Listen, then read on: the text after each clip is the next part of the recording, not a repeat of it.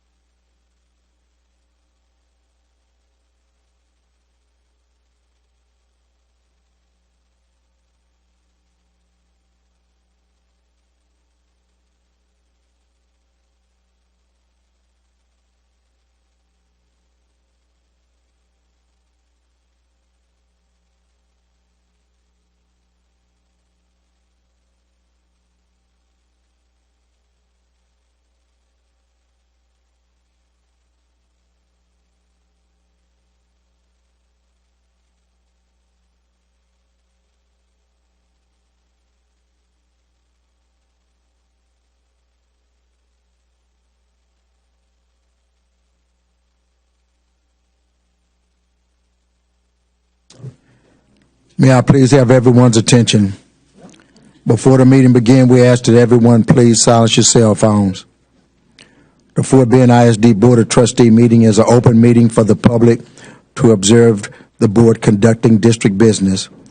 Therefore, patrons may only address the board during the designated audience item section on the agenda. If you have printed material you want to give to board members, you must provide them to me or any officer present, and we will provide them to the board. We also ask that members of the audience be respectful of others by remaining quiet so that everyone is able to hear the proceedings. Thank you. Thank you, Officer. The time is now 6:11, and this meeting is hereby called to order. We have the presence of a quorum attending in person. Notice of this meeting has been posted online and at the Fort Bend ISD Administration Building for at least 72 hours.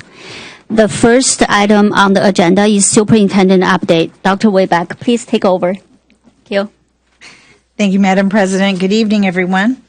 We'll start off this week with, of course, the biggest item in the news in Fort Bend ISD over the last 10 days is graduation commencements. And so a little bit to share here. We wrapped up 11 outdoor graduation ceremonies at Mercer Stadium.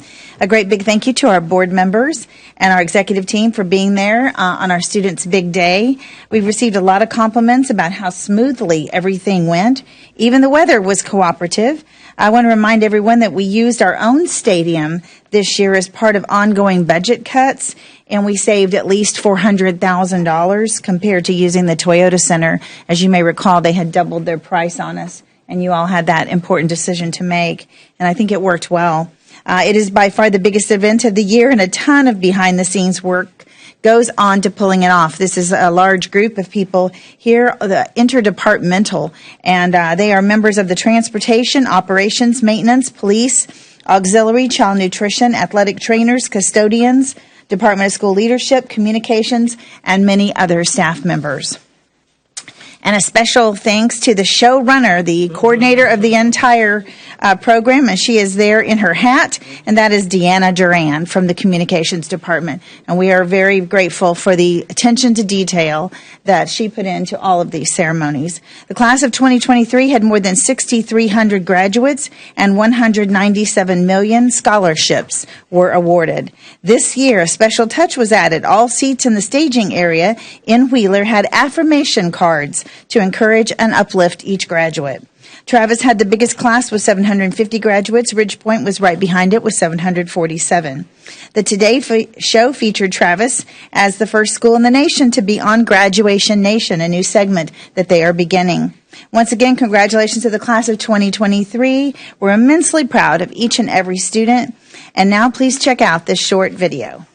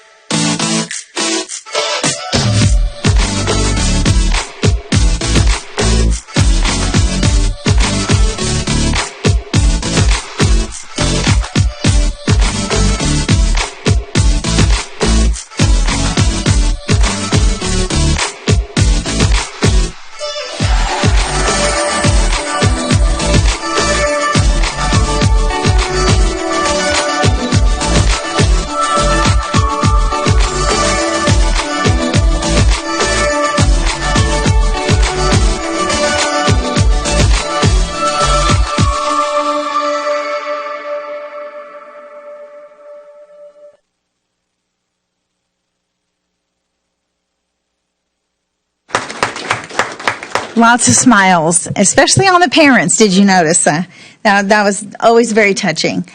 Moving on, though, lots of other things going on. Middle school soccer programs. With everything else happening in the district, you may have missed it, but we had 3 middle school soccer teams that made it to district championship. They are Baines Middle School Girls Soccer Team A, Bowie Middle School Girls Soccer Team B, and Thornton Middle School Boys Teams A and B. Fine arts scholarships. This comes as no real surprise because we've been witness to many of the amazing arts. Our extremely talented fine arts seniors These are just seniors, were awarded $28 million in scholarships. And the list of colleges they have been accepted to across the nation is also very impressive. And we can't wait to hear about their successes in college and beyond.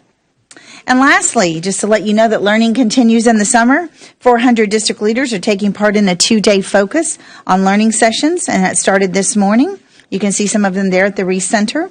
And it continues tomorrow, examining district priorities, setting the direction for the 23-24 school year, in climate and culture, effective leadership, and how to develop others through observation and feedback. So that concludes my report. Thank you, President. Thank you, Dr. Wayback. I want to thank you, all my fellow trustees who were there during the graduation, and we are super proud of our students. So, Dr. Gilliam. Thank you. I just want to share just one thing that I saw that just made my day, and it was the care that we gave the graduates. When I saw water in cups being poured to the graduates as they're out there waiting, that was attention to detail. And when I saw that, I was like, oh my God, I would just think everything when it came down to if my child was out there, that someone took the time to serve water, not give you a water bottle and pass it down. Like literally it was, so attention to detail. Thank you so much. It was a great graduation. I just wanted, that just touched my heart. Thank you, Dr. Gilliam. Yes, the board, we're really grateful for everything. All the people who put it there and add all the effort. So that's why we're here, right? To educate the kids so they can all graduate. Thank you. So we're going to move on to the next item. It's public comments. Tonight we don't have any speakers sent up. So we're going to move on to the next one, which is information item. So Dr. Wayback, I'm going to turn this over to you. Thank you. Thank you. And now this is a little bit more of a comprehensive path forward from Brian Gwynn to explain the information you need as you prepare to consider approval of the budget in a few weeks.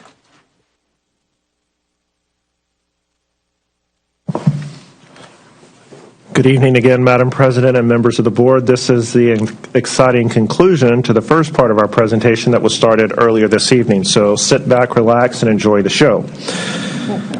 This evening we'll be providing an overview of the third quarter financials, a legislative update, as well as where things stand with the current budget.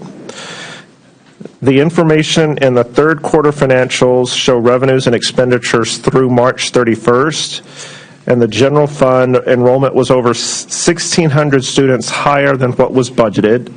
However, attendance was below the historic trend of 96%, and we finished the year around 94.5%. Our interest earnings are much higher than anticipated due to multiple interest rate hikes by the Fed, and so that's been incorporated into our year-end estimates. And our expenditures are on track with budget, and you'll recall in April the board approved an amendment to adjust expenditures to account for the $27 million in ESSER funding that we're using to ensure we maintain a 90-day fund balance, and that has been incorporated in. However, you will not see those results in the current financials or the March 31st financials because that amendment occurred in April, and so this report ends as of the 31st. And the debt service fund expenditures and revenues are on track. And it's mentioned in the financials that we were planning a transaction in May, and that transaction did occur on May 25th. And I'll give you a bit of a spoiler. Next week, you'll receive the memo and official statement on that transaction. But sneak peek, the total interest cost on the transaction was 4.24%, and that is very competitive in the current municipal market. Also, as part of that transaction, the district's AA+ bond ratings with S&P and Fitch were both reaffirmed, and so we've maintained that as part of that transaction. In the benefit fund, we're projecting a $4.3 million loss, and that's due to higher anticipated claims costs. We've shared this with you in prior reports. We will be offsetting that loss, and the general fund budget that you will approve, the final amendment, does incorporate those expenditures, and what we've shared with you all throughout the budget process has made the assumption that the general fund will assist in offsetting that. And then in the workers' compensation fund, we'll be using a portion of the balance in the unemployment fund to offset an anticipated $400,000 loss in that particular fund. Shifting to the upcoming year, we have a recap of the 88th legislative session, and it was not good. That's the bottom line. It wasn't good. There are some benefits that we received, but overall the work in Austin was not completed. In short, the only increase in funding that school districts received were through the statutorily required increase to the Tier 2 golden penny yield and a small increase in the safety and security allotment. And so the district is receiving about $18.1 million from those two sources, the majority of that coming from the golden penny yield at $16.7 million and another $1.4 million from the safety and security allotment increase. However, House Bill 3, which is providing the increase to the safety and security allotment, does have new statutory requirements included. We're still analyzing the outcome of that bill, but we expect that the new expenditure requirements that will be included as part of that are going to greatly exceed the funding received. And so as an example, it has in there that you have to have an armed officer, let me back up, an armed person at every campus, and we're still looking at how we would implement that and what the ultimate ramifications are. But the reason I point that out is, yes, we did receive additional funding, but it was not in anything close to what they had been proposed during the legislative session. We did not get an increase to the basic allotment, and that would have allowed us to do a general increase for teachers and other staff, but that was not included. And so at this point, the budget does not include a general increase or a recurring increase for staff. We also did not get any adjustments to weighted funding for special education, compensatory ed, CTE, or any of the other specialized type programming that we offer in the district. That being said, the governor has said that there will be multiple special sessions called to address work that was not completed during the regular session. And as a matter of fact, the first special session convened on May 30th, the day after the regular legislative session ended on May 29th. However, they can only address property taxes and border security in that special session, so there won't be anything specifically associated with education. We'll be monitoring as things progress to see what future sessions may have and how they'll impact the district. But at this point, there hasn't been an indication of what future sessions may include, although we strongly suspect that it will include something related to education savings accounts or vouchers. However, that's still to be determined. So the immediate impact to Fort Bend ISD based on these legislative changes, as I mentioned, is the $18 million in new funding that we'll be receiving, and that does have a positive impact on the district. Those funds balance the budget without the use of ESSER, and that actually structurally balances us for the current year. And what do we mean by structurally balanced? That means that our revenues equal or exceed our operating expenditures, and I'll show you on the next slide what that actually looks like. However, it does not allow us to do a general pay increase, but this teacher step is funded. And so all staff on the teacher pay scale will receive a $500 increase as part of the budget if it is approved by the board. As the special sessions progress, we may see additional funding for education included, and if that does occur, we will have future amendments to the budget to incorporate any requirements that entails or any new revenues that are received as part of those amendments by the state. And so the biggest immediate impact is that the funding we are receiving gives us the ability to redirect the ESSER funding that we had originally proposed to help ensure a 90-day fund balance reserve to retention and recruitment supplements for staff. There is an action item this evening for board consideration that will implement a retention and recruitment supplement. The retention supplement is $1,500 for all staff on the teacher pay scale, $1,000 for full-time non-teaching employees, and $500 for part-time employees. And this will be for all employees who were employed by the district as of today, June 5th, and would be payable on September the 15th. The recruitment supplement would be payable to employees who are hired after June 5th, and it works the same way as the retention supplement. It would be $1,500 for any employee hired on the teacher pay scale, $1,000 for full-time non-teaching employees, and $500 part-time employees. And that recruitment supplement will be paid on November the 30th. And so the estimated cost of this retention and recruitment supplement program is $15.4 million and will be paid with ESSER funds. And if you recall, our ESSER funding does expire at the end of the 24 school year, actually on August 24th, so about a month after our fiscal year ends. And so this is an allowable use of those funds. And you've probably heard there are a number of other districts around us who have already used their ESSER funds for this type of payment. We may be a little late to the show, but we did arrive at the show with our ESSER funding for staff retention and recruitment. This information was shared during the public hearing that we did, but I do want to highlight here that we have adjusted our revenues to include the additional $18.1 million, and so you'll notice that's at $767.6 million, and we've removed the use of ESSER that was being used to help balance the budget. And so you'll notice the use of ESSER on that far right column is no longer there. So our total expenditures anticipated for 23-24 that we would be asking the board to approve are $766.6 million. When you take into account the other sources, which is primarily coming from our extended learning program, we have a net change in fund balance of $1.4 million in the positive, meaning that we are completely in the green, or in the black, if you will, related to our expenditures. And so our ending fund balance would be at 92 days or 25% of our operating requirements, and that is what is required by board policy. Looking into the future, we have adjusted the 3-year forecast to account for new state aid that we've mentioned. However, we are not accounting for any changes to the basic allotment or state funding weights. We're using our PASA moderate growth scenario and are adjusting the SPED population each year. And on the expenditure side, we have added in additional adjustments for a 2% general pay increase and the teacher step, as well as a 2% adjustment for inflation on the operating budget side. And this would be for items like fuel, utilities, and other costs based on the Houston CPI. And so what I would say is, before I flip to the next slide, we use a very intentional conservative viewpoint as we put together the budget.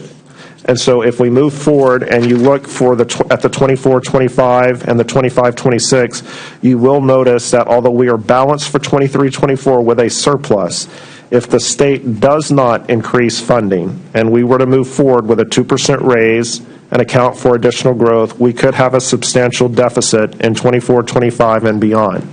Now, having said that, one of the things that if you've been on the board or you've watched the proceedings, you know that every year that we bring forward a budget, it always maintains the 90-day fund balance.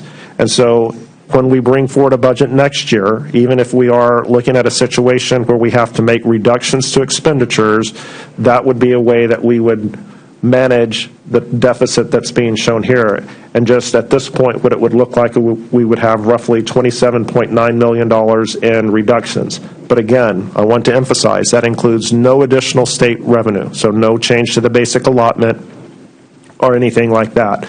It also includes the raises built in, which account for about $16 million of that $27.9 million deficit, just to give you a sense of scale. And so again, we would make adjustments prior to bringing it to you, but based on the forecasts that we've outlined, that would be the eventual outcome. I'll throw out a very dirty word now, and no one cringe, but one of the other options that we have to potentially address that deficit is through a VATRE. And so we've obviously conducted one of those in the past. We're not recommending that now, but just as a means to help generate additional revenue, that would be a possible mechanism as well. But whatever the case is, when we bring you forward a budget in 24-25, it would maintain that 90-day fund balance reserve unless you all explicitly give us direction to go below 90 days. And I don't believe that at this point anyone on the board would be recommending that. But if you were, that would be the only exception we would make to that, is if it comes from board direction. And that was an overview of the general fund. There are no high-level changes in the child nutrition or the debt service fund, so we've omitted those for brevity's sake, and we will be happy to answer any questions that the board has. Thank you, Mr. Guan. Now I open the floor for questions. Mrs. Malone. All right. Thank you, Madam President. So, Mr. Gwynn, as in the prior meeting, I was more stuck on the outward forecast for 24-25 and 25-26. And you already said to it, even with your dirty words and all of that. But the dirty word for me is 75 days and 56 days. Those are the dirty words that I see when I'm looking up there. And so what I'm trying to understand is currently, okay, so I'm going to back it up 1 second. So currently with the retention bonuses, that is not a what if, that is what we know we can count on. That is Meaning we know we will have state funding of the additional, $18 million, and we know we can redirect $15.4 million of ESSER funds today. correct. And those funds, again, are not included within the general fund, and so that's the reason you're not seeing those in 24, 25, and beyond, is that at that point they will have expired and are no longer available for use. Yes, but we know that. So what we don't know is what the state's going to do, and we don't know when. And if we don't have, Can I add one other caveat, or if? yeah, we don't know what, when, there's what ifs and whens. If or what. Correct. So what are they going to do, if they're going to do anything, and when are they going to do it? And we don't know the answers to that, but yet we've built, and I hate to be the bearer of bad news here, but yet we've built a 2% raise in here, and I understand that it maintains the 90-day fund balance this coming year, but in the future, it puts us at, is that correct? Mr. Gwynn, I Because you think said so that's built in there, an additional $16 million in expenditures. So in the 23-24, we have no recurring raise built in, just the retention supplement that we discussed. In 24-25, we're illustrating that if we were to do a recurring raise, it is not affordable under the current scenario and would cause us to go down to 75 days.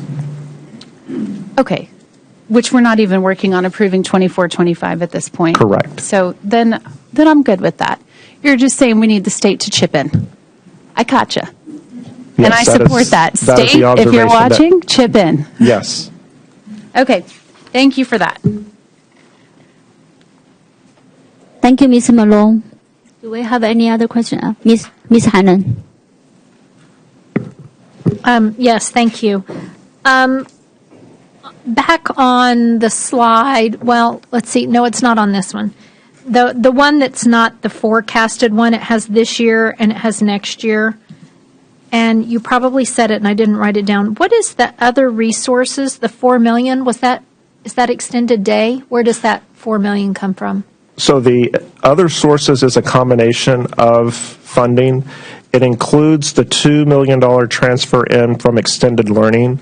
But as we mentioned, we also accounted for the $4.3 million in anticipated loss in the health benefits fund. And so that's reflecting those additional expenditures that we're making to ensure that the health benefits fund stays with a positive balance. Okay. Do we offer extended learning at our middle school campuses? The answer is there. I believe there are two, and the name is not extended learning. I've completely lost the name of it at the moment, though. But we It's the same. It's after school or before school. No, it's before. Before. Oh, it's school. before school care. Okay. Okay. And then the other thing is, just when we're looking at these, it would be helpful to me when we have the forecasted budget outlined, which I always appreciate being there, if there's just some kind of asterisk or something that indicates one of them has a raise and one of them doesn't have a raise, so I know what I'm looking at, that would be important Yes, to me, ma'am. because I'm wondering, I'm looking at it saying, oh, why did our expenditures go to this? But I'm assuming the expenditures have increased because you've added that 2% raise. Yes, ma'am, correct? that is correct. Okay. Thank you. What I will append that by saying it has increased primarily because of the raise. Again, that's roughly 13.5 to 14 million of that total, but it also includes additional teachers and classroom staffing for enrollment growth, as well as special education. That's included in that, but the majority of that is going to be associated with raises. Okay. Thank you. Thank you, Ms. Hannon. Mr. Hamilton. Thank you, Madam President. So I don't know if Dr. Whitbeck or someone else, so Dr. Whitbeck, you shared something with me just a little bit ago that I think is worth relaying to the public, if you're okay with that. Absolutely. Mr. Gwynn alluded to it in his budget hearing, but there's, I think, ever since for several years now, often the public will say things about that we're top heavy or how admin is really such a high percentage. And you note that in the hearing, he shared that of the total budget, the admin, which is not just central office, it's all those people that were listed there, HR, all kinds of people, counts for 2.4%. But what I was sharing with Mr. Hamilton earlier was that it has been 2.9%. And so that 0.5% reduction, when you're only talking about a little less than 3%, is actually a pretty big reduction in 18 months. And that's what we've done. Now, I'm going to be honest. The central office staff, including the executive team, are feeling that. Okay, we have a lot of people feeling that. And so there's a lot of schools out there that have 800 kids and no second assistant principal when we stuck to the guidelines. You know, those are a lot of people out there do feel it. But we have consciously done that. So in comparison to other districts, it's called Function 41. Anyone can compare how districts look in their Function 41. I do think that's something that we should be proud of. It's not been easy. So I share that sentiment and just wanted to give kudos. I know it's been a lot of hard work and some late nights and all that good stuff. So thank you. Thank you, Mr. Hamilton. Thank you, Dr. Whitbeck. Ms. Malone, do you have actual questions? Okay, I do. Just for clarification on that 0.5%, we're talking roughly 93. What is a 0.5%? How about that? How much money are we talking? Give me just a moment. I'm going to run the numbers on that so I don't say something stupid on national television. That's kind of what went through my head, too.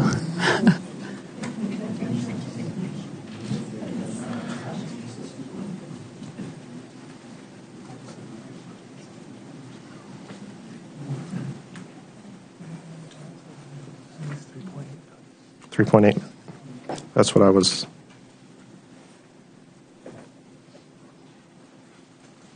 Yes, about $3.8 million. Okay. And are these permanent reductions, or is it 100% permanent reductions of 3.8? The answer to that question is yes. The $23.5 million, in which a portion of those reductions are incorporated into. Wait 1 second. So I'm talking about the 0.5% of administration. Those are reductions that are permanent in nature unless we were to come back to the board and ask for those positions to be reinstated. Okay, so then, for example, right now we don't have a CMO, and so that's not part of our reductions. That's correct. These are permanent reductions. This would be positions like the chief of staff position that was eliminated, the additional, I don't think that the assistant superintendents are not included in that, but there were several assistant superintendent positions that we did not fill, executive directors, architect, project manager. They're all at a senior level, chief of staff. So there's a multitude. And this was included of the $16 million from last summer for this year, as well as the $23 million going forward. That's kind of where I got the 18 months. Correct. Okay, so permanent. But I do want to reserve the right that sometimes people come forward through their executive team member and they're feeling the pinch, or work can change based on unfunded mandates and on just mandates. And so it's very likely that over time we will have to revisit some of those, or maybe it's a switch out for something else based on the work. Okay. And then since I do have the mic, I have one last question, and I mentioned it earlier, but I do want to, just for a question, I don't need the answer right now, but can we get the net result of the new additions from the various schools plus the consolidations? What are we looking at net? Thank you. Thank you, Ms. Malone. I don't see any more questions. We'll move along, but So next item is review, but before we move along, I just make a comments to my fellow trustees and also the staff in this room. I apologize for this long agenda for tonight's meeting. We do have a lot of things on the agenda. I think it's really due to two factors. One is we do have some agenda item, they're time sensitive. They ask us for approval. Secondly, we only have one meeting in July. So that being said, though, I just want to remind everyone as well, we do have 3 weeks between now and the next meeting. So I also encourage everyone to send in your questions through email so they can get answered before next meeting. So this way, we can move along the meeting, hopefully in a good pace for tonight. I just want to remind that, and thank you for everyone. So now we're moving along to review items. The first one is 5A, is the minutes. Do we have any questions or discussion for that?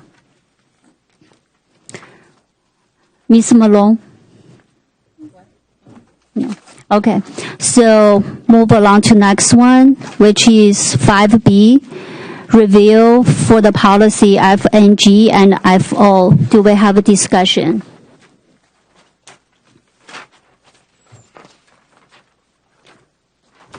Yeah.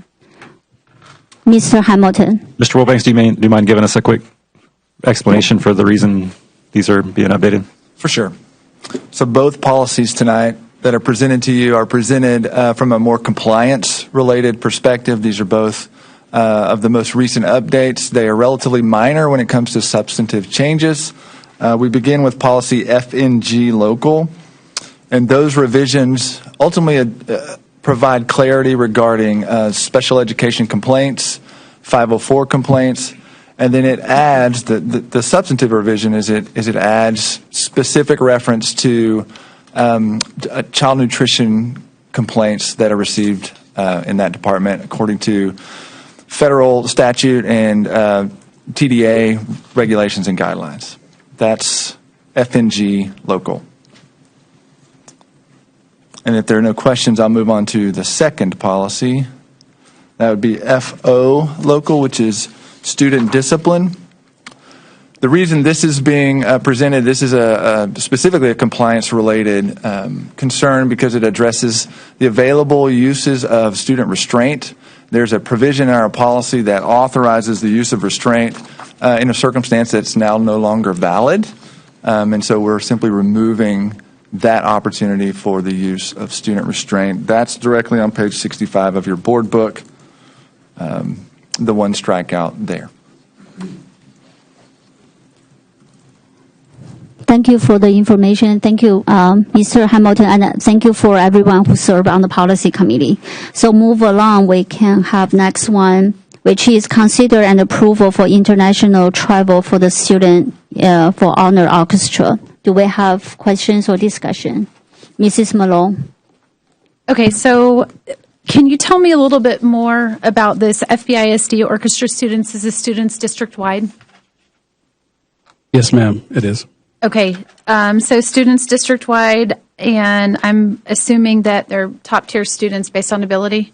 That's correct. We're asking that students in the top 2 orchestras at their school apply. Okay, $4,500 is a lot of money per family. So my question is, are there fundraising opportunities for these kids or grants or the like so that all kids can participate and aren't limited by funds?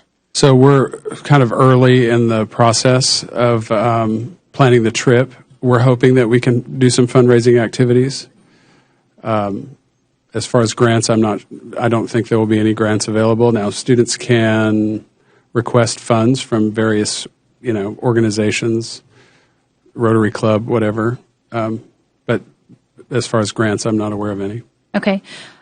So just my own voice here, I fully support this international trip. I think this is a phenomenal opportunity for these kids. I just would hope we're not limiting any kids that may not have $4,500 available, and I hope that we make sure that there are opportunities for them to fundraise and we can support that every student has this chance. Sure. Okay. Thank you, Ms. Thank you, Mr. Malone. I think the reason the administration bring this to us this early is because we wanted to provide, they have plenty of time doing the fundraising. So thank you for that, to bring that up. Ms. Hannan? I just want to piggyback on Ms. Malone's comment about concerns that we have equity in the students who are able to attend, because we would love to see all the top-tier orchestra students, regardless of what campus they're on or their parents' financial situation. So anyway, I appreciate that the approval that this item is coming well in advance. Thank you. Thank you, Ms. Hannan. Ms. Hamilton? Yes. So just for public benefit, so this looks really exciting to me, and this looks, so I'd love for you, if you can just kind of explain a little bit more about what's happening. So we obviously had an opportunity to read what was in the book, but.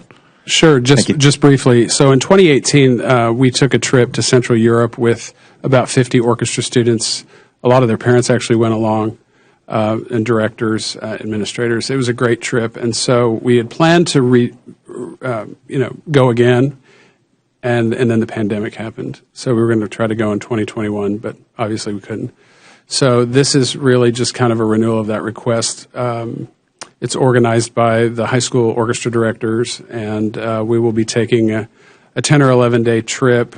We'll fly to Edinburgh, Scotland, and then kind of take a bus down through the UK and end up in London. And for me, the exciting thing is getting to do a master class at the Royal Academy of Music. Yeah. And we'll be playing concerts along the way. And please let us know as we get into the fundraising phase how we can help spread the word and try to make sure that cost is not a prohibiting factor, while also making sure that we have this opportunity for these kids to go on a trip of a lifetime. Absolutely. Thank you. Thank you, Mr. Hamilton. Ms. Garcia? Thank you, Madam President. On the directors, administrators, who's paying the cost for them to go, for district staff? So the way that these travel companies work is that they, depending on the number of students, they will give us so many slots for chaperones. So I think up to 50 students, we get 2 slots. And so what we did last time is the directors, basically, if there were 5 directors, they figured out how much 3 additional spots would cost, and they divided it among themselves and paid it themselves. And the same thing when we approved the Travis and Ridge Point international trips earlier in the year. Insurance liability waivers, no liability to the district, all that stuff. So they sign waivers and all that. Correct. And this company does have trip insurance, so up to a certain point, students can get refunds for certain situations. Well, appreciate it. Thank you. I'm good. No more questions. Thank you, Ms. Garcia. Ms. Jones? Thank you, Madam President. Are there any opportunities for students who can't afford to attend the trip, like a sponsorship from a business or organizations? Are there opportunities that are out there for them to go as well? Well, that's certainly something we would want to explore, sure. Okay. Yep. And I fully support that, and I'm thinking about going myself. So, most definitely. Thanks. Thank you, Ms. Jones. Dr. Gilliam? I just feel I need to say something since I'm the only one that hasn't. I'm very well of these trips, and they are absolutely wonderful. And I know that the sponsors and directors work really, really hard to make sure that everyone can go that wants to go. And so I would just like to add to what my fellow trustees have said, that if there are students out there that need some help, if we could know about that, then because it seems like we're all very involved in making sure that they're there, then we can possibly assist and help also. Absolutely. Thank you. Thank you, Dr. Thank you, Dr.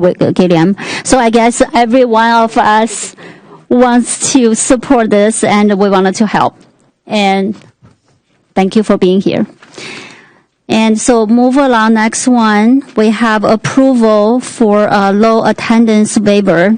Do we have any discussion?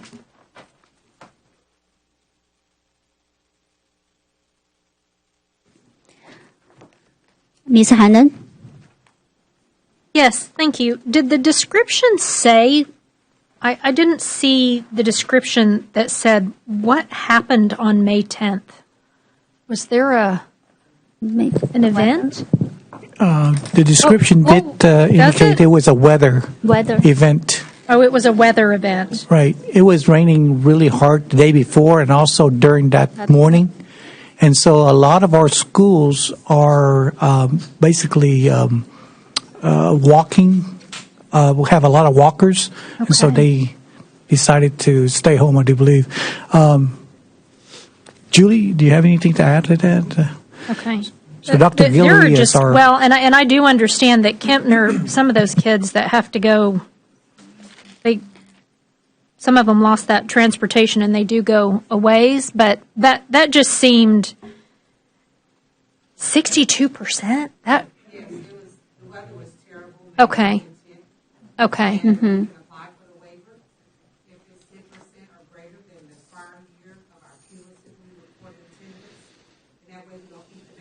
Sure, sure. We always monitor it closely when we have bad weather. Okay. And that typically happens in the month of May. We have those rainy days.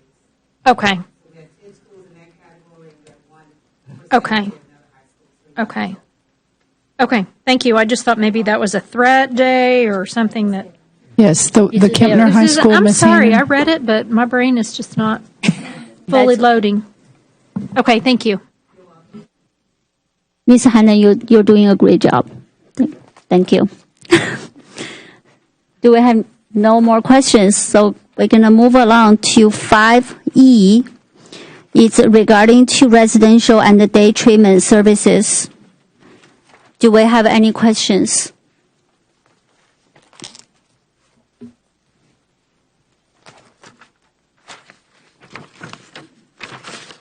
Okay. No questions, so we're on 5F. This is a review and interlocal agreement with Purchasing Solution Alliance. Do we have any question or discussion?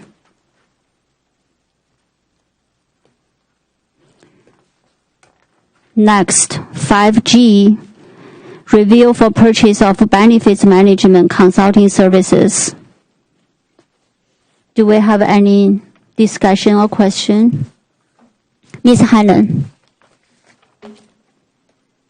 So on this one, I just had the question because this company is performing the services at no direct cost to Fort Bend ISD, and they're working based on this commission. I just wanted to better understand who is currently providing this service. Are we doing it in-house, or and without the commissions that they're getting, would we be inheriting those commissions? That I just didn't quite understand how that works.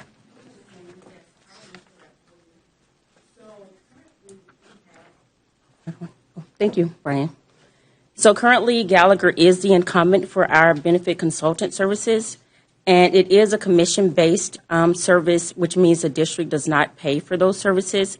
And basically, it's the commissions that are from our voluntary benefits that are paid to them as I guess you could say, as the cost from the district to Gallagher Benefit Services.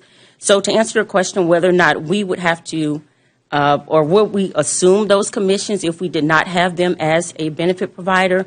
We would not. It's because they are our broker of record, and because they are our broker of record, that's why they assume those commissions for basically administering the plan from a consultant service standpoint.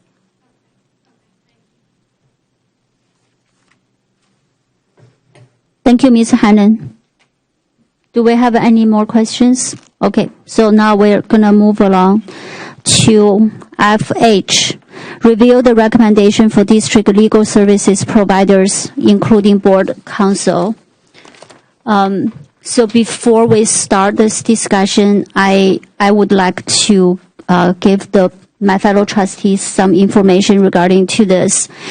So for the board counsel, the board has the authority to make the decision. So on May 26th, the three officers, Dr. Gilliam, myself, and Mr. Hamilton, we met with Mr. Wilbank, and we reviewed the proposals, three of us. And during that meeting, we had a discussion, and we decided to follow the process, which in the past been doing the board legal counsel selection process. So we follow that process, and then we reviewed all the proposals, and we decided the questions we're going to ask during the interview. And then so on June 2nd at 9 a.m., we interviewed the three top law firms, the officers. Each law firm had 30 minutes, and then we had 15 minutes deliberation. And then each of us ranked the law firm independently. And then by the end of all three interview, we had a discussion, and three of us unanimously ranked the current recommendation to the board as a board legal counsel. I just wanted to give all the information to the federal trustees. So that's the work we have done as officers, and we follow the process. So I'm open for the questions. Mr. Hamilton. Yes, so one other point just to clarify there. So there are two things happening here. So one is the outside counsel, when the district needs to go procure outside counsel for any various matters that come up. And then there's also the board counsel, which is the law firm that represents us as trustees and as the board collectively. And so what President Day was talking about was specific to the board counsel decision. And so the three of us all agreed that we all three ranked the current provider. I always mess up their full name. So they are Rogers, Morris, and Grover LLP. We were in agreement to stick with them for the board counsel part of the equation. But then for the other part of the equation, I would like to ask a question. So we currently have 3 of these 6 that we're utilizing. And so I'm just curious what services are not provided by those 3, and or just what are the reasons why we're expanding from 3 to 6? Thank you, Mr. Hamilton. Yes, so thank you for pointing out that there are 2 portions to this RFQ. Ultimately, we began by reviewing for our outside legal firms, our outside counsel. We received a total of 11 proposals, and we reviewed each of those proposals according to the same criteria. Multiple departments were involved in that, and we ranked those. Ultimately, there was a ranking score, a cutoff score, if you will, and these top 6 were the ones that made it above that ranking score. Our current 3 incumbent firms are the top 3 firms, and then we were looking to include some additional firms. When you're selecting a legal provider, a lot of times you're looking for some unique perspectives. You're looking for an attorney who may have some additional experience in whatever area the issue comes up. And over time, firms adjust and change. To answer your specific question, there's not anything generally that these top 3 firms can't provide that the other 3 firms can. However, what we're trying to do is expand our options. For example, 5 years ago when this RFQ came before you, one of our firms basically birthed the new firm, if you will, which is number 5 on the list. And those were some of the same lawyers that we had been using in different capacities, from a procurement standpoint, from a contract review standpoint. And since that firm broke off, we were unable to use them because they weren't named, right? And so there's some attorneys that we've been using before that, because of shifts in firm structure, are there. Some of the other firms are a little more unique. A number 4, for example, contains an attorney who was a former TEA general counsel, and so we believe that provides some unique advantages in certain cases, should those cases come up in the district. And then the final, number 6 firm, provides some unique ability in that it's a national firm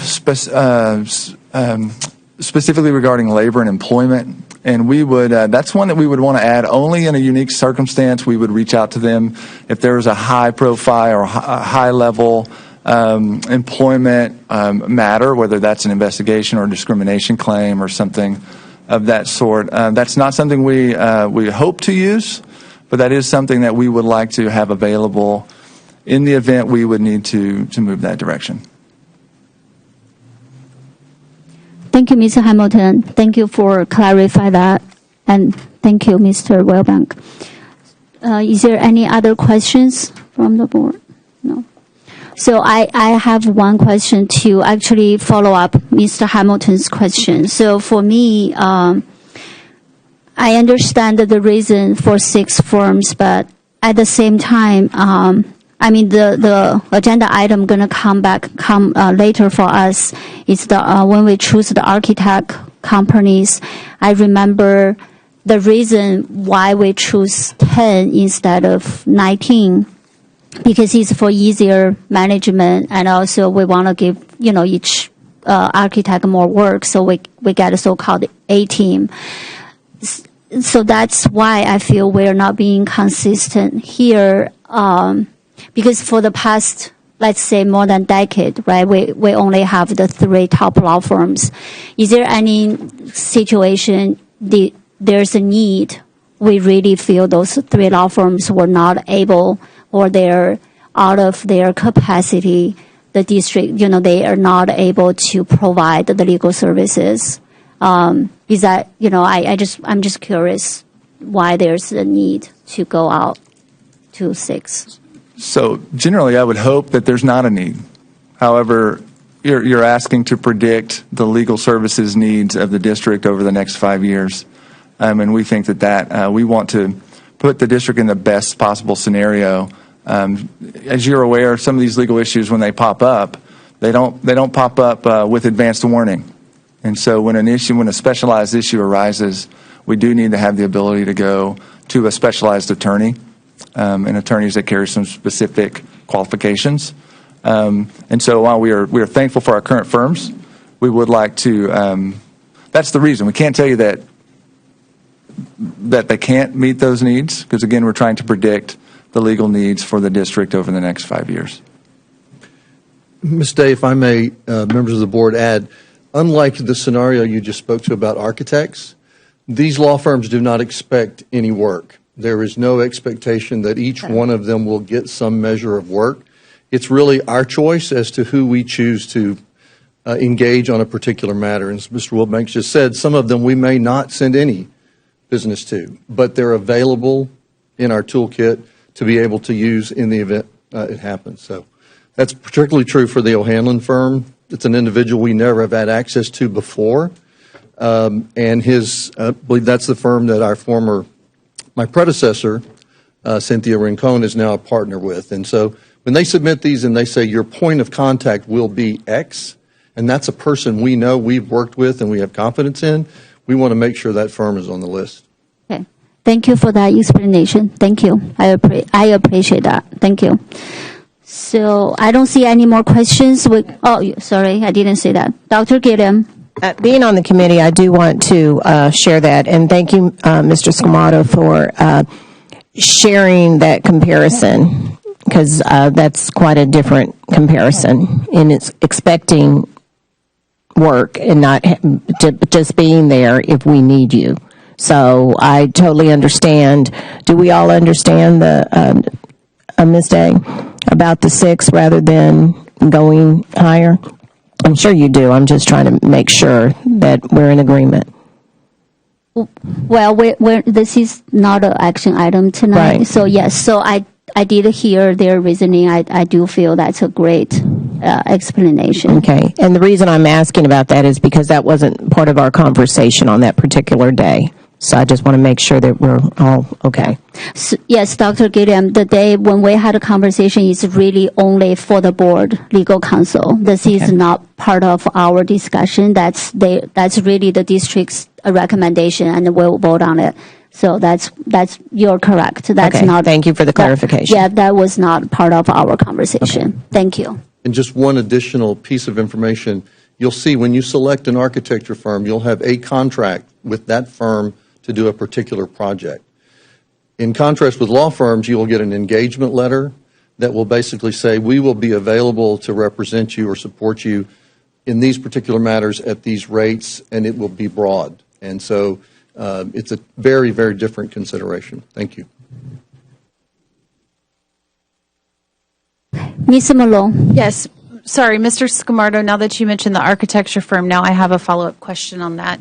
So I thought, and this point of clarification, please, I understand what you're saying regarding a letter of engagement on the legal side, but with architectures, and I know this isn't that item, but since that was used as the analogy, help me understand, because I thought that was the same case for the pool of architects, that there may be projects that arise just like legal services where we may have a specialty situation where we may need a particular architect for something or another, like we had last year with Austin Parkway and the parks development, all of that. I thought they did not get guaranteed business either, that it was a pool of architects that we were selecting. That is correct. It is a pool. There is no guarantee. It's just the perception by some firms, if I get on the list, then I should be getting some work. Okay, but that perception could be the same with a legal firm or any firm, frankly.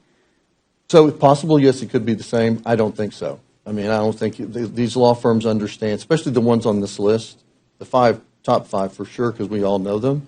They understand how the district does this and how they would be available to us. Okay, so then if that's the case, that's specific to firms that you're aware of, not just necessarily industry standard. Yes. Okay. All right, thank you. Thank you, Ms. Malone, for that question. Thank you.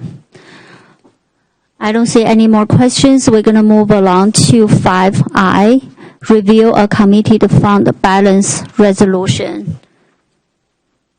Do we have questions or discussion?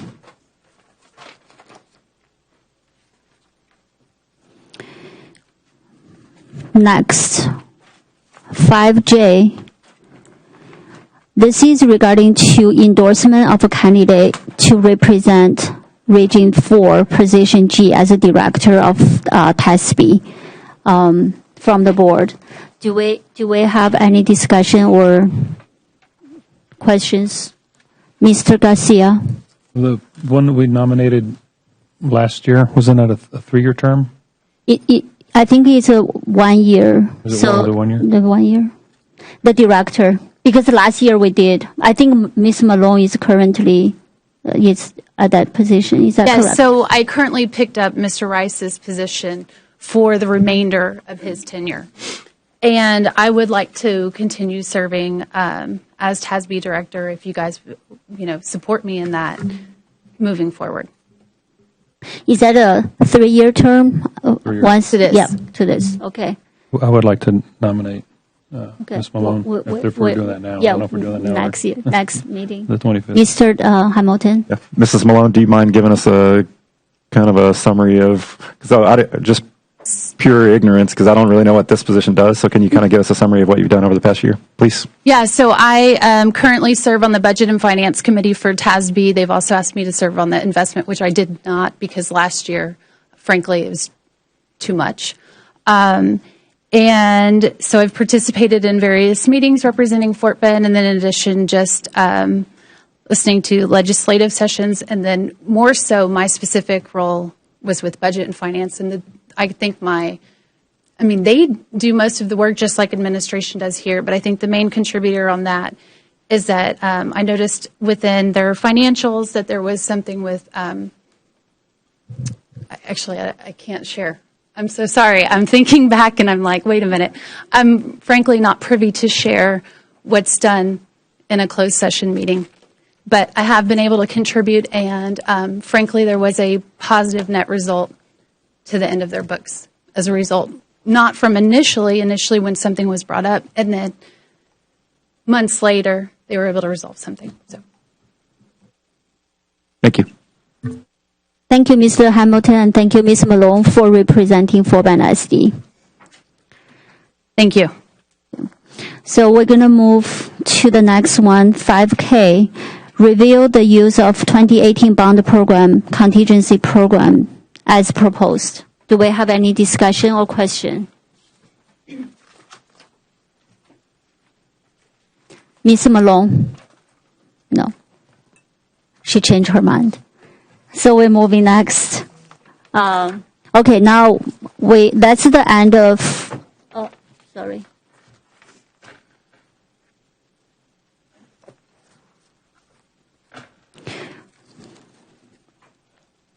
I do have questions. Sounds good. Dr. Gilliam? I do have a question for that.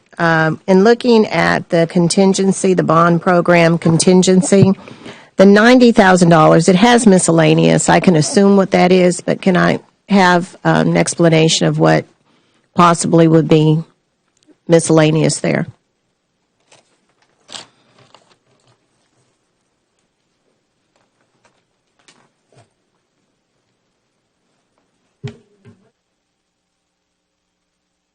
Good evening. Those are capital expenditures that are currently in our general fund, and just trying to, help general fund in any capacity possible. Since the 23 bond was approved, we're just trying to move those over to our bond fund. So they're items that are over $5,000 that general fund has paid for, but we would like to try to reserve as much fund balance in general fund as possible. Would you say we're kind of paying ourselves back on that? Yeah. Okay. Thank you. Thank you, Dr. Gilliam. Ms. Hannan? I'm trying to remember if they're, oh, yes. Oh, so on this, when we do the RFQ for the architectural design professionals, and then, for instance, we've already sort of in this item spelled out who's doing what. Is part of that RFQ, do we set parameters for the expectations of what we expect them to do? For instance, I know we're using two previous architecture designs for Mission Bend and Briargate, and I know that they are soliciting community input. Is that correct? Do we have a standard that every building that is built, whether that's a school or an auditorium or transportation department, are they expected to solicit input from stakeholders? Because I'm seeing that we're approving these architecture groups and they are already assigned to specific bid package description. Ms. Hannan, I think, which page are you on? I think that's did I jump forward? Yeah. We're on page 112. So, I did jump way forward. I did get excited. Good. No, it's good. I thought we were moving two times. Okay, if I do something a third time, I get to leave. Is that correct? Yeah, okay. Yeah. No, you got to put $1 in a jar. Oh, I have to put $1. Where's the jar? Okay. I'll get ready. I'm so sorry. That's why everybody looks so confused. Yes, it's a good question. So now everyone has more time to think of the answer. So now we're getting there. I thought we were moving pretty fast. Obviously not fast enough. Let's go. 6A. This is the agreement between Fort Bend ISD and Fort Bend EPIC Center for 2023-24 commencement exercise and graduation. So do we have any questions or discussion? Oh, there is a handout here on the dais, the comparison of the costs between EPIC Center and Toyota Center, Mercer Stadium, House Stadium, and Smart Financial. I think we all have that information. Do we have a question? Oh, Ms. Malone. Yes. Okay, so from the little handout that was provided, it looks like the Epicenter is going to cost approximately $350,000.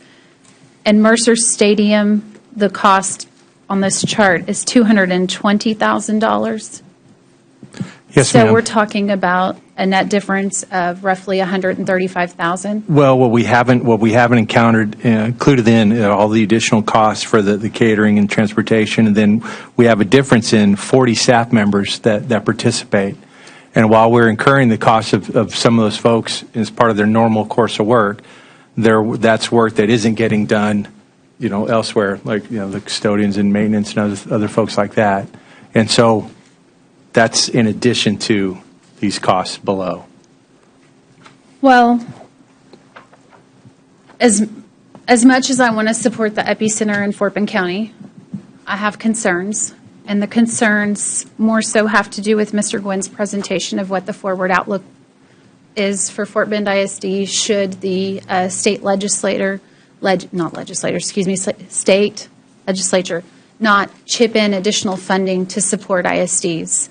$135,000, and I get what you're saying about employees doing that job versus a different job. That's still pretty significant when, and this is just me, and so speaking to the board, I know Ms. Hannon made a point of the VIP, and that was pretty small considering the overall budget, and so is 135. But I think if we start chipping away with 135 here and maybe 20 there and 50 there, because the problem I see is we need to support our teachers and our staff and try to figure out how do we increase their compensation, and that's where my focus is. And frankly, you guys did an outstanding job at Mercer, and we're very grateful for all of that hard work, and it was beautiful. And I'm just not sure I can justify the additional cost, even though it's not to the extent of Toyota Center. It's still a couple teachers. And that's just the way I look at this. And I know, this is for the board and it's just discussion. We're not voting right now, but I want to put that perspective out that we're talking roughly 2 teachers is what that equates to me. Thank you. Thank you, Ms. Malone. Do we have any other questions? Oh, Mr. Garcia. Thank you. I have similar concerns, primarily because when I'm looking at the cost is rental only, and then knowing, it was an amazing performance, amazing production that Ms. Duran and team did. I think they almost did themselves too good of a job, because now we're looking at how well what can we do this again next year. But I will say it was hot in some of those morning graduations. But my concern is very similar. Is when I look in the grand scheme of things, is how can we plan forward thinking? And I know that we're coming in when teachers and staff decide whether or not it's time to renew. They have to renew their contract before school's even out, before they even know what the budget's going to look like. So they don't even know what kind of raise they're going to get. And I don't even know. It's not even really feasible for us to have a budget before that time rolls around, which is unfortunate. But then we're talking about consolidating schools, and it's $3 million. And I think we talked about the cost of a 1% raise for just teachers was roughly right around $3 or $4 million range. So kind of like in IT, they do like bug bounties. And if you can find areas where you can be efficient in certain, and then it comes back to your department in some way, shape, or form.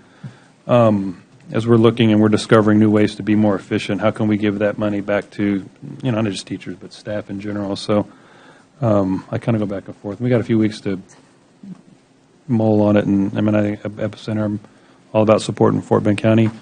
But hats off to, our graduations were just amazing. Thank God for the beautiful weather we have. Would have been nice to have a few more clouds, but they were very well done. So that's kind of where I'm going to go back and forth. So. Thank you, Ms. Garcia. Ms. Hannon. I agree. I think that we need to really focus on how we get more money in our employees' pockets. But on this item, like Mr. Garcia said, we had wonderful weather, but we are at the mercy of the Houston weather, and I reflect back on the 2 graduations at Hall Stadium where it was a just utter deluge. And so we could potentially have that for every single one. And so family flies in, and then they're postponed for 4 days or 5 days, and then they can't make it. And so I think that as we reflect on this, and I don't think there's a person up here that doesn't really, really want to figure out how to find money for our teachers, but I also think about, I do think about the heat. I think about grandmas and grandpas and the elderly sitting out in that very hot morning sun, and I think about what happens when we don't just have 2 graduations that are ruined by a downpour, that we have a full week of rain, So while I absolutely applaud and agree that the staff, they outdid themselves. It was amazing. Actually, the students outdid themselves. They were fantastic as well. I mean, all the stars aligned, but they may not always. So, I actually support moving this back indoors. I do know that that's a big cost, but it's also, like Ms. Day referred to earlier with one of our other agenda items, this is why we're here, to graduate students. It's a very formal occasion. It is the culminating celebration of what we do. And so I add that because I want the board to reflect on that. Thank you. Thank you, Ms. Hannan. Ms. Jones. Well, I agree. I'm concerned about the $137,000. That's a difference between Mercer and Epicenter. I see that indoor versus outdoor. But I also think about keeping it in the community as well, keeping the graduation, supporting the businesses that are here in the community. That's a factor in considering that. And so I'm just wondering, is there another alternative? Maybe, well, one thing I want to know is how many graduations, how many ceremonies can we have in the Epicenter per day? 2 to 3 day contract? What they're suggesting is 3 days. 3 days? Yes. Okay. And this is just a comment. I just want you to consider that, it is about the community, and it's about the kids being in the community. It's about the businesses that supported our kids and our teachers as well. So wherever we can cut costs, it's very important. I see if teacher salaries are not going up, then we shouldn't be spending money on the Epicenter. And that's just my position altogether.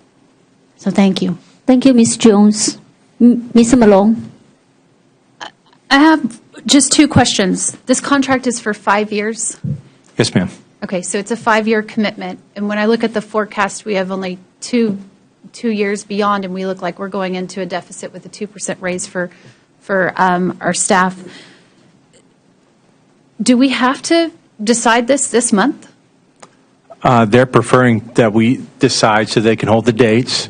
If they've agreed to wait till the end of the month. So what I would ask is, if I know that, this isn't the time we're making the decision, but we don't know what the state is going to do. So perhaps somebody could go back to the negotiating table with the Epicenter and the county, and I would think they support public education and Fort Bend ISD, and ask them to table this discussion until the special sessions have occurred at the state level and we know what's going on. It's hard to make decisions about money we don't have and that we don't know. And so knowing what we know today, it makes it very hard to move forward and make a decision to spend this money, like Ms. Jones just said, when we can't give raises to teachers without going into a deficit. So I just want to put that out there. Thank you. Thank you, Ms. Malone. Dr. Gilliam. Well, I definitely believe in having it in an indoor arena before I even go anywhere. And I am going to use my experience as a high school principal in this district. And the first thing I want to ask, are we taking money from teachers for doing this? Is this out of the same budget? This is all part of the general fund, yes, ma'am. Okay. So I just want to make that clear. So when we are looking, when I think of what happened, and I'm going to kind of tap into what Ms. Hannon said, because we were in the rain. I believe you were with us, Ms. Malone, as well as Ms. Day. And those 2 days we had a lot of issues. I mean, a screen fell. That big screen that was behind us fell and broke. And then after that, no students were able to see themselves on the big screen. Parents didn't get to see them. The mics went out. Well, that was just an anomaly, but we don't know that in Houston. And there are many of our students that are not going to the next place for another graduation. This is their graduation. I always remember the commercial where, someone has, there's a couple that has a baby, and, what they think about is when that name is called going across the stage. And the one thing that I shared earlier is what we were so intentional in making sure that everything went right, and that we did the things that were needed to do for students, which is absolutely great. And this is what we need to look at right now, is our students. Now, because we saw it and it was great, and we saw it and it was beautiful, I think of the special needs students who are hot, and who, of course, there are many, but there are many people that cannot take our heat. And the last thing I would hate is for anyone, and I know everyone in this room, there are people that have heat stroke, and there are things that happen during the weather or during the heat in Texas. So for the amount of money that we may save in order to do something different and not have a cool facility for such a day as this, we're not even thinking of, I'm looking over and seeing Mr. Drew, we're not even thinking of the band and the other students that come, and all of the different things that go on. And I don't know if we're not thinking, please forgive me, trustees, because I know that everyone is very sensitive to this. I think it's worth the money in order to have a cool place, a nice place for the graduation. That's just my opinion. Thank you, Dr. Gilliam. Mr. Hamilton. Yes, thank you, Madam President. Mr. Bassett, thank you for that explanation. So I do think it's definitely worth taking into consideration, for one thing, all of the additional costs with Mercer above the $220,000, in addition to the hard to nail down cost of what's the cost to the district of having all of those district employees doing graduation things instead of doing their primary function. So as far as the numbers that we can put, you can feel free to come back, but do you have a ballpark number? I mean, what I will do is we'll make an attempt to do more full costing. I mean, they just ended, and so, like one of the things under rental of lights for field parking, we should have that number. Just don't have it on here yet. Yep. So we'll make an attempt at that. I think the other thing we'll bring up, we'll see if we can get the numbers for, how many folks did suffer from heat there, because, there were some. So, I think including a principal. I'm sorry? Including one of our principals. Including one of our principals. Yep. So I think, that information may be helpful. Yeah. And then I can also, try to talk to the county. Yeah. Between now and the next meeting. So Mayor Joe Zimmerman in Sugar Land's been an incredible supporter of Fort Bend ISD in a lot of ways, and one of those was last year when we were having this conversation about the graduations we just had. He stepped in and got some concessions from Smart Financial. So along those lines, I think it's worth, I don't think anybody expects the Epicenter to let us use the facility for free, but I do think there's something to be said for the fact that all Fort Bend County taxpayers built this facility, and with a large share of that coming from Fort Bend ISD taxpayers. And so I think that one of the stated intentions, I believe, of one of the main reasons why they built the facility, or why they made the argument that we needed it, was for graduations. Yeah. And so that justified spending Fort Bend County taxpayers' money on this facility. And so I think, do we want it for free? No, but should we be paying kind of a fair market value price? I think it's fair to say no to that as well. And then additionally with the parking costs, that adds up to a pretty large dollar amount when you talk about all of the graduates and family members and friends. $5 times all of the people who attend our graduations. That's not a direct cost for us, but it's a direct cost on our graduates and their families. Yeah, I mean, they do just like, not Toyota, but Smart Financial, we're charging $10, they'd give us $2 back per car. You know, this group would give us $2 back on the $5. A little bit better deal, but still. Yeah. But I share the strong preference with Mrs. Hannon and Dr. Gilliam for moving them inside if at all possible. And one of the exciting factors about this facility is being able to have our graduations there. So I would like to make that happen, but hopefully we can get some concessions on some things. Thank you, Mr. Hamilton. So I will piggyback on that. To be honest, I think all of us here, we wanted the student have a great graduation experience, and of course, we all will want to have it indoor if it's possible. But I guess the thing is really the money concern. So I really would like us to maybe reach to the county to see if there's a way. I mean, Mr. Hamilton said we don't want it for free, but we probably want to negotiate the rate. Free is always good, right? So especially here's the thing. So the county judge, he was sitting here, right? A few years ago, he was one of the board members. And also the recently elected commissioner, he was also a Fort Bend ISD employee. I really feel maybe we can, asking if that's possible can lower the cost for us. So if you know something you can do, that'd be great. Thank you, Mr. Bassett. One thing that just has not been said that I think that Mr. Bassett can also do is ask what is the last possible time that this can be considered based on Ms. Malone's comment, I think it was Ms. Malone's comment about the session in progress now, but to not lose our dates. Our community has a history of the Memorial Day weekend. They pretty much know that. The calendar's been set. That's popular for other types of venues.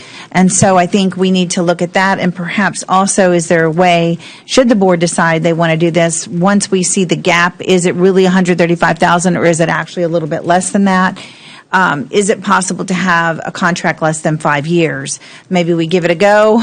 We ask for it for 1 year with the idea that we can add those types of things. So I think we can bring you back some more information and maybe some other options. Thank you, Dr.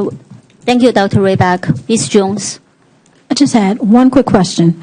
I would like an itemization of what they're actually charging us to see where's the biggest cost for the epicenter. Is it security? Is it EMS? Is the fire marshal? Where's the big cost? And maybe we can match it or compare it to the other facilities as well.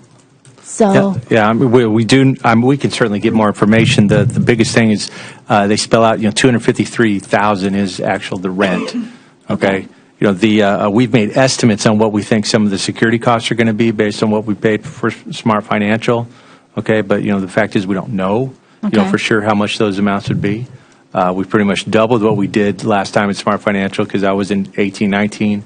And we know that that the cities are paying their police officers way more than they were, back then. And so we've just made some estimates, and so those will be a little hard to. I mean, we do have estimates, and we can certainly show you those numbers. Okay. So thank you. Thank you, Ms. Jones. And so, Mr. Bassett, I think you have everything written down, and we need all those information. Yes, thank ma'am. you. I think we're good to move on to the next one, 6B, which is review the purchase of print shop equipment. Do we have any discussion? Ms. Malone. Man. Jeez Louise, Miss Malone. Okay. This is one I think y'all already know, but I guess for the public and for the board, we had and I don't have access to my system right now. I've had some IT issues, but there was a $250,000 loss in the printing function last year that was presented to us, and then I know there was a resolution that happened where we changed the way functions and reporting was going to happen moving forward. I would like to understand or to see why we're going to be investing in additional equipment, because this was something that I had pulled previously, because I wanted to know why we're making these investments if it's not yielding the rate of return. So without having that knowledge, it's hard to, because we already did approve printing contracts. We've already approved various funds over the past year. And so spending an additional nearly $1 million over the term,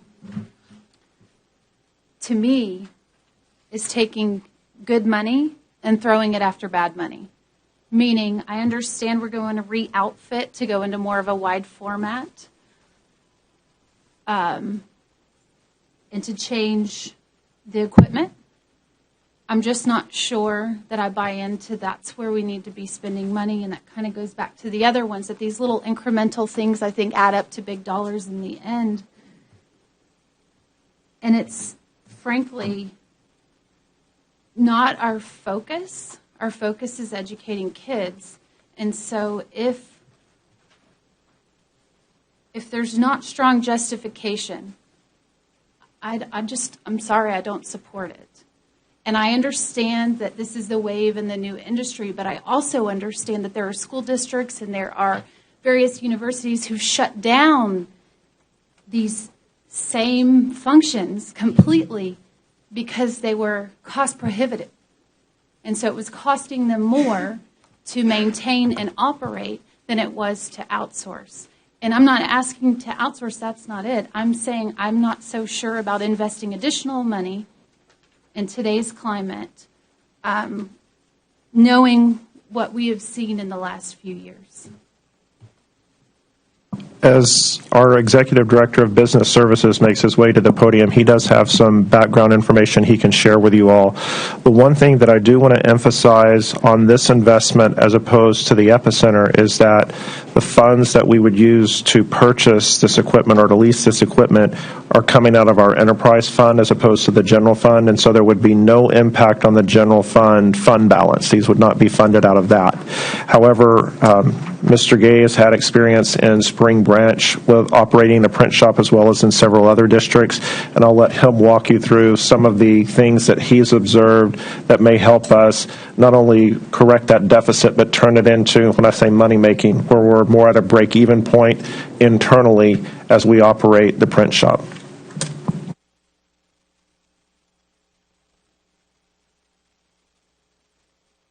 So when I went back and started to look at how the expenditures were occurring in the print shop, we are part of the enterprise fund, much like the food service fund. So whatever money we charge for our services and everything is how we pay our people, how we pay the leases on the machines and everything.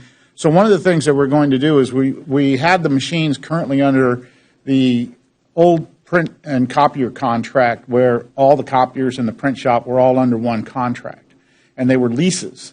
And so regardless of what you did with the machines, you were in for 60 months. So you were going to have to pay that. So even if you got rid of the machine, you would still have to pay the lease because that's the way the process works.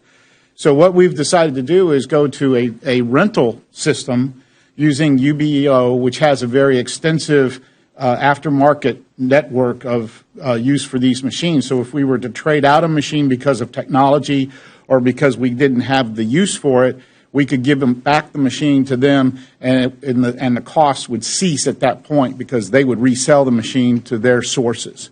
The second thing is we noticed that we went back and looked at how much were our schools paying for the wide area, the wide area format, such as making signs, making posters, making advertising, billboards, and things like that for their schools.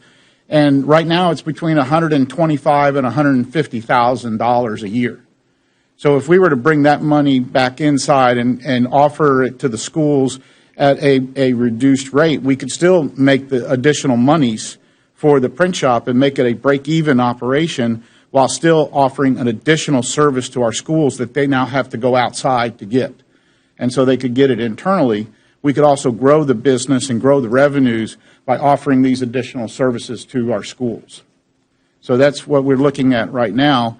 We're also looking at perhaps operating on a more process where we have more than one shift, so that we operate the system at a more efficient rate with less people, but we're operating over a longer time, and we can then offer to our schools, if you get your materials to us by a certain time in the afternoon, we can have it on your desk the next morning before school starts.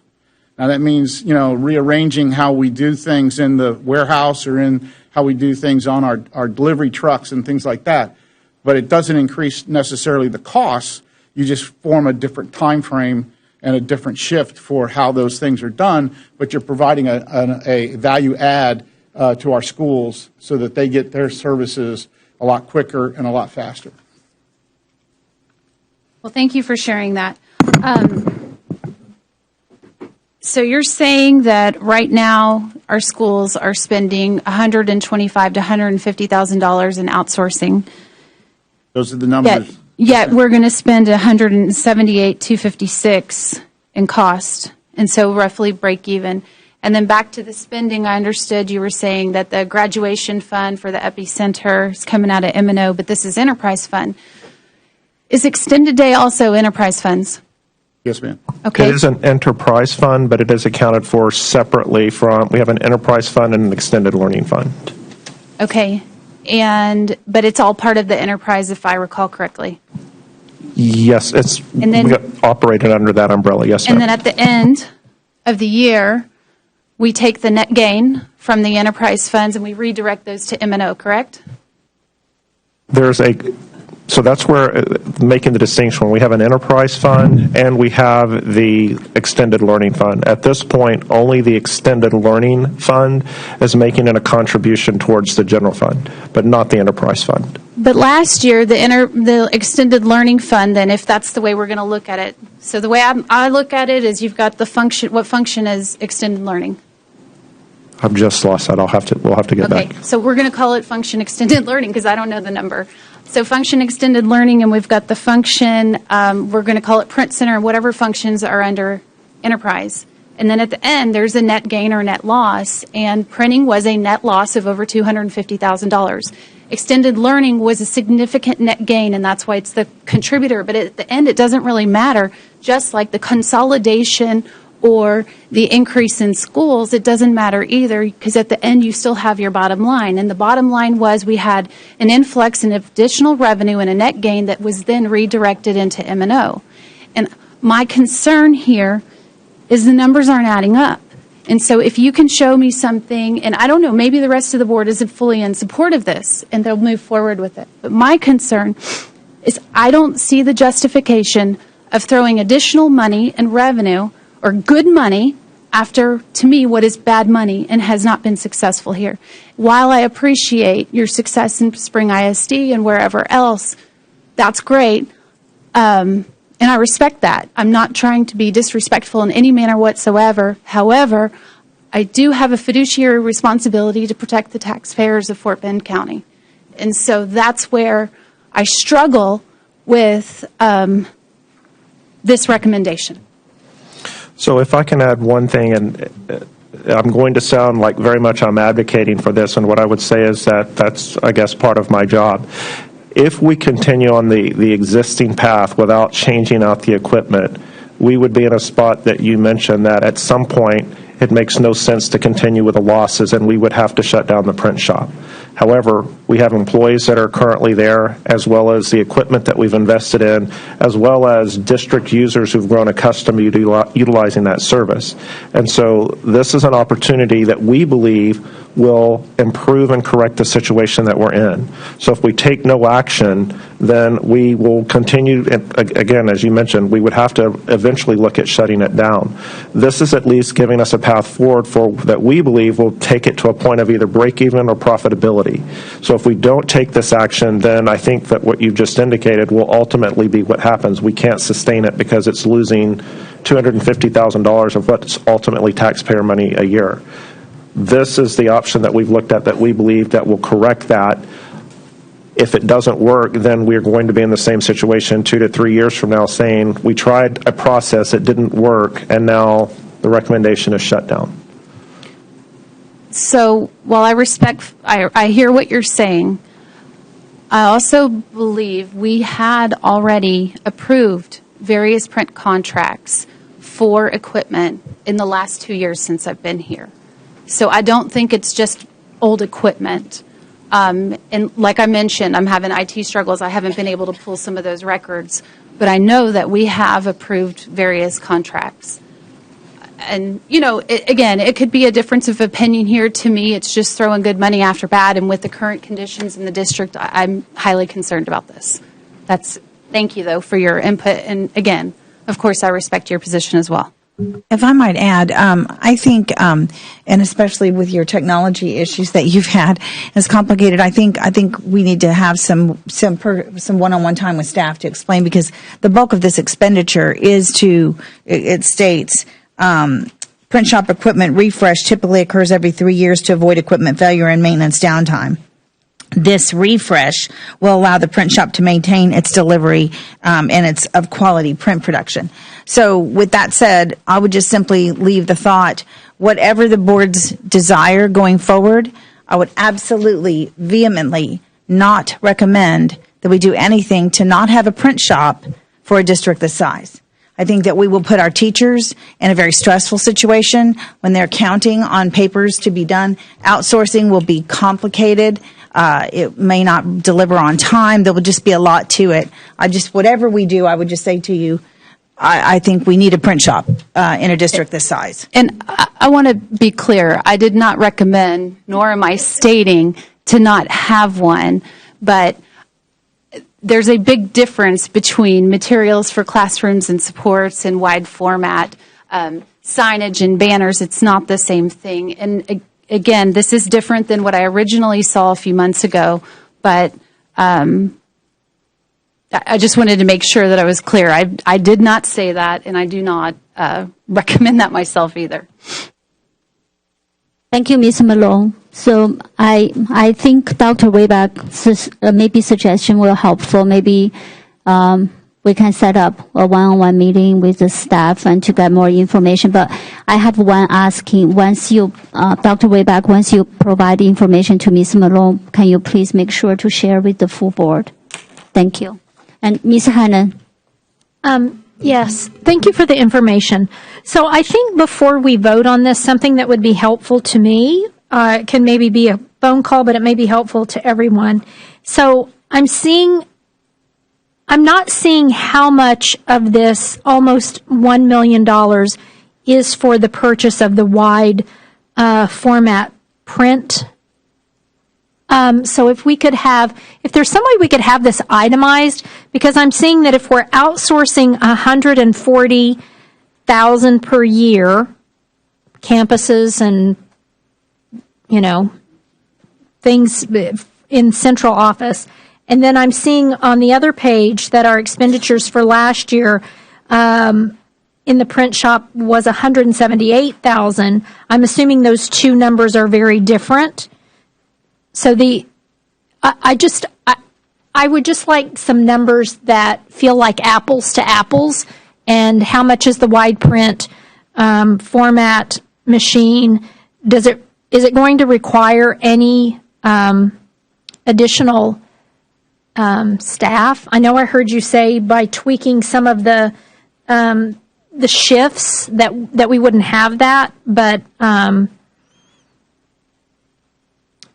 just not able to digest what is just refresh 3-year print shop things for teachers and versus the wide print versus is the 140 is separate from the 178,000, those numbers. It would be helpful for me to have some clarity on that. Thank you very much. Thank you, Ms. Hannan. Mr. Hamilton. Thank you. Did you want to respond to any of that, or you? I think, yes, sir. I think we can do that. And I think one of the biggest issues for us will be moving away from a standard leasing contract into a rental agreement, where if the equipment, technology is changing so rapidly in this industry, this particular industry, that it'll allow us to make use of those efficiencies as they come in, because we can quickly change out equipment into newer equipment, which then makes us more efficient and makes us able to provide a better customer service experience to our schools. The other thing is, in the print shop that we have here, our one customer are our schools. If you outsource, they have many other jobs and many other customers, and so they're going to prioritize those jobs based on how they came in, or what the payback is on that particular contract or whatever, whereas we're only going to take care of our schools, our campuses, and our offices. That's our one priority. That's our only priority. So we would, I think, do a better job at providing customer service to our schools.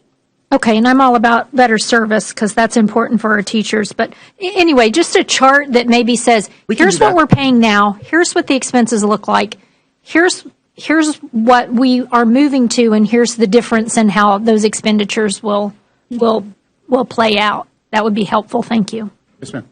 So I just wanted to add, so I think it's helpful to state the obvious sometimes. So this is obvious to me, but may not be obvious to everybody. So I appreciate both of your comments, especially Trustees Hannon and Malone. But just wanted to state that I think this is an area where Mrs. Malone adds tremendous value to the board and the district, given what she does for a living. And so I really appreciate your feedback on this. Thank you, Mr. Hamilton. I don't see any questions, so just please provide the information. Dr. Wayback, when you have all the information, please share with the full board. And Mr. Gates, thank you for answering all those questions. Thank you. So now we're going to move on to the next item, which is to replacement of Progressive High School parking lot. Do we have any discussion?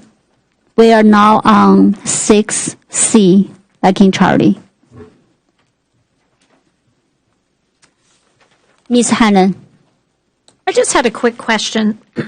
So I am not on the wrong page. This is the Progressive parking lot, correct? Correct. So, yay, thank you.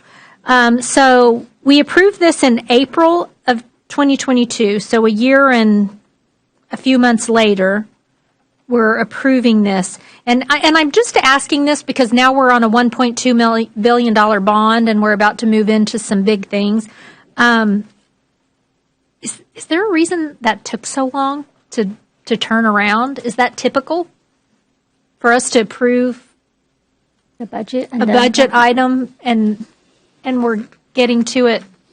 I don't know. I was just and I read it several times because I was like, didn't they already get a parking lot years? And I had just forgotten we were just approving the package, and now we're approving the contract. The contract. Contractor, correct. And so, for this project in particular, it was approved about a year ago. We had manpower issues to begin with, so not enough project managers. Once we had a project manager assigned, and we hired our engineers, then we realized that the engineer was having trouble with the front-end documents, so we had to hire an architect to help the engineers. So it was just one of those projects that didn't really flow smoothly. It normally shouldn't take a year to design a parking lot. So you are correct. It took longer than what it should.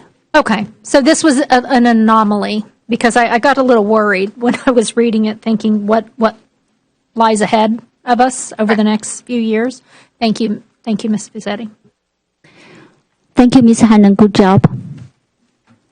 So we're moving to the next one, which is 6D.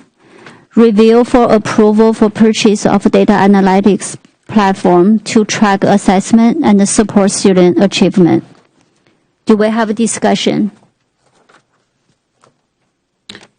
Ms. Malone. Yes, I just want to say on this one that I'm actually really excited about this. I think this is going to be a phenomenal tool. And this goes back to my point and what I've been saying. And so I just want to be clear. It's not that I'm afraid of spending money. That's not it at all. This, to me, is good money.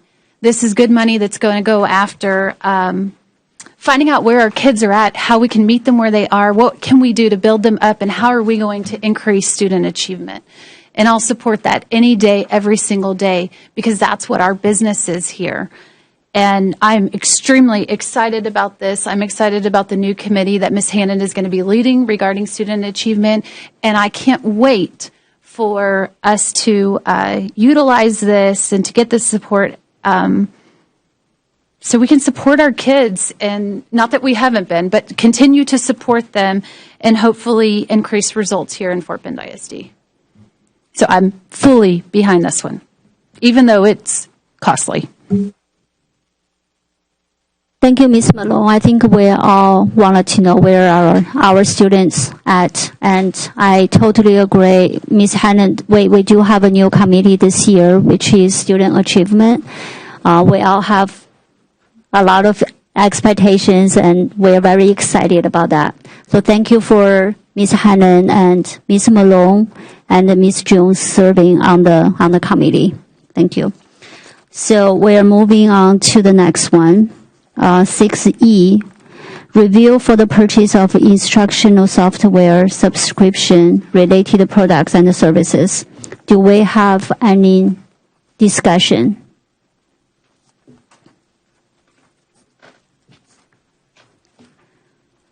Seeing none, moving next one, 6F, review for the purchase of trucking and trailer rental services.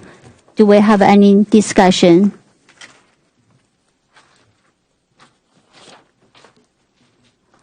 Ms. Jones. Okay. I was reading this and I need some clarification. Are schools renting out truck services for bands and other type of So we rent semi-tractors and box trucks to haul band orchestra equipment to contest sites. Okay. And One Act Play also. And I see that it's not to exceed 1.2 million. Correct. And I guess and as I was reading this, I was wondering, would it be more cost effective if we owned our own trailers rather than renting them out? Well, actually, in the current bond that just passed, we have almost $2 million Okay. that I plan to work with Ms. Fuzzetti to spend on buying several box trucks, semi-tractors, and trailers for the schools that currently do not have them. Okay. So I am estimating that we're going to reduce this amount substantially. Right now, I'm spending about $500,000 a year on vehicle rentals. Okay. So I think we can probably substantially reduce that, maybe down to $150,000 per year. However, when I submitted this budget item, we didn't know if the bond was going to pass and how much money we would be able to allocate at that point. Okay. Thank you. Thank you, Ms. Jones, and thank you, Mr. Drew, to And be if here. I may add to Mr. Drew's point, the lead time for receiving the box trucks and the tractors is going to be likely substantial. So even with the purchase of those, we'll have a period of time that we need to bridge with this contract to ensure that we can continue transporting those items. Okay. All right. Thank you, Mr. Nguyen. All right. Seeing no more questions, we're going to move on to the next one, which is 6G, review for approval of general fund and debt services fund budget amendment for 2022-2023. So is there any question or discussion? But I'm going to ask Ms. Nguyen, maybe you can explain us why this is in here, like for this agenda review. Yes, ma'am. Each year at fiscal year end, we will true up the budget so that the anticipated revenues that we'll see at the end of the year match to our projection, and then the same thing on expenditures.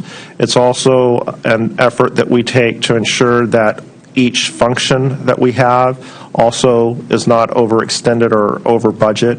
And so we bring this forward on an annual basis to make sure that true up matches. It's not an authorization to spend additional money. Again, it's just truing up the budget to what we expect to expend. And because transactions continue through the end of the fiscal year, the reason that you're not seeing numbers tonight, although the forecast that we showed you is pretty true to what we expect, there still are some that could come in that catch us off guard, and so we want to make sure that what you adopt or officially approve is as close to reality as what we can expect. Thank you, Ms. Gwen, for that. Do we have any questions? Seeing none, we're moving forward. 6H, review for approval of 2023-24 General Fund, Debt Services Fund, and Child Nutrition Fund budget. Do we have any questions or discussion? This is 6H. And Madam President, I will add that this will be an action item for your consideration on June 26th and is based on the information that was shared during the public hearing. Thank you, Ms. Gwen. Seeing no questions, we're going to move on to 6I. Review for the purchase of smart kitchen equipment. Do we have any questions or discussion? I guess we're all good with kitchen equipment. We're moving on to 6J. Review for approval of purchase of Albert Sensor through Central Texas Purchasing Alliance contract. Do we have any question or discussion? Mr. Garcia. Yeah, I was a little bit curious about this item. This Albert Sensor, is this a software or is this an appliance? It's an appliance, sir. An appliance, and this Yeah. is only available for government agencies? That is correct. It is used for intrusion detection. And we don't have any intrusion detection now, or what are we using currently? Are we switching from something else? No, we don't. Just Currently, adding we do this not to. have. Yes, sir. Okay. I was reading up on it. And I was like, I've never heard of it before. I was like, oh, that's pretty interesting. Thank you. Thank you, Mr. Garcia, for that question. And Ms. Jones. He asked my question, so Oh. I'm good. Okay, so we're all good. Okay. So we're moving on to the next one, which is 6K. Review the professional services forms, architecture design teams, and the pool selection for the 2023 bond program. Assignment of bid packages to design firms and authorization for superintendent to negotiate and execute or terminate agreement with identified vendors. Do we have questions or discussion? Okay, Ms. Hannon, that's your item. Okay, we're back. I'm back. Okay, so same question. Do we have any specification on what we require the architects to do in terms of stakeholder soliciting stakeholder input for the facilities? I know right now we're approving who's on the list, but as I see who's on the list has already been designated who's doing what. I was just curious. Did that make sense?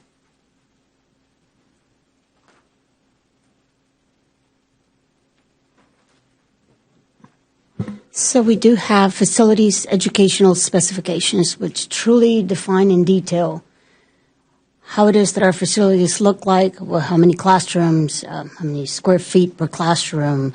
And so it is all clearly defined. We do work hand in hand with the architects, and we have an established process where they have to obtain approval, they have to obtain district approval at schematic design, design development, construction documents, and without proper district approval, they cannot move on to the next step. And we only pay at every stage of the design deliverable. So stakeholders are involved every step of the way. Okay, so we do, even though we use the ed specs, right, we still might solicit a special ed teacher before the design of the building, or a dive coach and a swim coach before an auditorium is built, or that's the level of specificity I'm talking about. And so every project has a group of stakeholders. If we are working on the auditorium, athletics will be our main stakeholder. And so we will work hand in hand with athletics for input on the design of the facility, as well as our standards, of course. If we're working on fine arts projects, then we work hand in hand with fine arts department and the principals of those campuses affected and so forth. And so, yes, we do go down to obtain stakeholder feedback. I wouldn't say we go obtain feedback from teachers. We work more of based on a director level, principal level, and they obtain feedback if necessary. Okay. Thank you, Ms. Fuzzetti. Thank you, Mr. Hannan. Mr. Garcia. Thank you, Madam President. We previously had, or we currently have, 20 architects on our list right now, and we're going down to 10. Is it 20? Is that what 19. 19. And so I'm looking at the list, and I don't know if I know of some of them, but I don't know if every one of these they're all construction, or some of them, I think Kirksey maybe has done some construction, but that's not what they specialize in. But and I remember that I started doing a lot of research after we had the last meeting. We talked about all the different construction methods, and I understand why we're saying we need to go down from 19 down to 10, but we just passed a $1 billion bond. So in my head, it's like, so we have more work, and now we have less people. We have less architects to choose from for all the different projects that we have going on out there. And 10 different architects here. And it's not like we're building 10 different schools. They're all doing different functions. So we get into a situation where, $1.2 billion worth of work. We went from 19 down to 10. There's more opportunity for potentially more firms out there to get involved some way, shape, or form. That's kind of one of the things that I was kind of mulling around in my head. There's not very many districts out there passing billion-dollar bonds.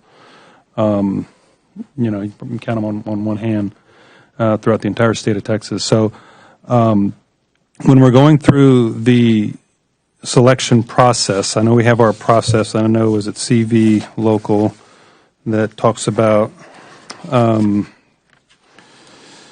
construction contracts and sort of the method in which we select. We have the process board policy. Where are the procedures? I was trying to, I was looking, I just have a hard time finding it, but where are the procedures?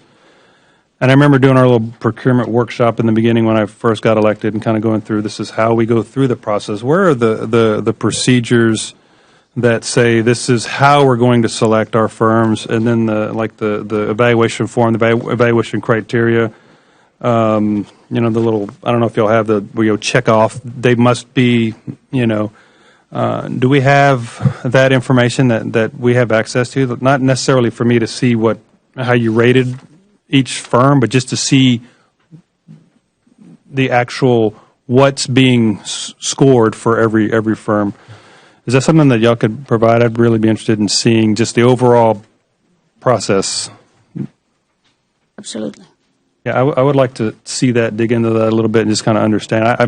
I'm kind of struggling, kind of going back and forth. Originally, it made sense to me why 19 down to 10, but then going back and talking with other school districts and seeing what other school, not that I'm comparing anybody, but I was like, it's hard to compare because there's nobody doing, $1 billion bonds, and like I said, we just, we're cutting architects, and I think we should probably maybe have more, kind of like going back to the argument with the legal. We may not use them, but we have them in case we do need them. And I think there's a couple of firms on there that have done business with Fort Bend ISD in the past where they may have some expertise where we may need them, but they're not on the list. So does that mean we can't use them if we need to, type of thing? So let me just comment on that. I mean, and if Chris Gentoo was here, he'd be squirming in his seat right now because he spoke about some of the things that he's encountered through his career. When you have too many architects, you don't always get the best teams, from the architects when they apply. Because whenever they're looking to our bond and they see, yes, big numbers or whatever else, we unless we're able to guarantee them X amount of work, they may hold their best teams back for other districts or other entities where they get good work. And so we've encountered some of those issues with our past bonds because we had too many architects. And so managing as many architects as we have is a lot more difficult. We've managed, we've done it, but there are better ways. And he'll be here next time, and he can certainly talk more about it because he's been in that seat. I mean, I've just kind of. I haven't done the work that he's done. And I appreciate that. And I think that's kind of where you also look to the people that are managing the project to make sure that we're getting the best people. And this goes back to the whole we're going to try to find some of these people in-house so that the overall costs of the contracts are lower. And I don't know if we had those positions posted when we had our job fair last Wednesday on the construction side, the estimators and things like that. We've had it posted for some time. So, but yeah, no, I like I said, I go back and forth with that, and but I look forward to hearing in a couple of weeks on that. So yeah, thank you. No more questions. Thanks, Steve or Mr. Bassett. Thank you, Ms. Garcia. Dr. Gilliam? I'm just going to tap on to what Mr. Garcia said. I questioned that also, where I see 31 companies, and then it was 1/3 that actually came through. So you've already shared that explanation. So thank you. Ms. Malone? Okay.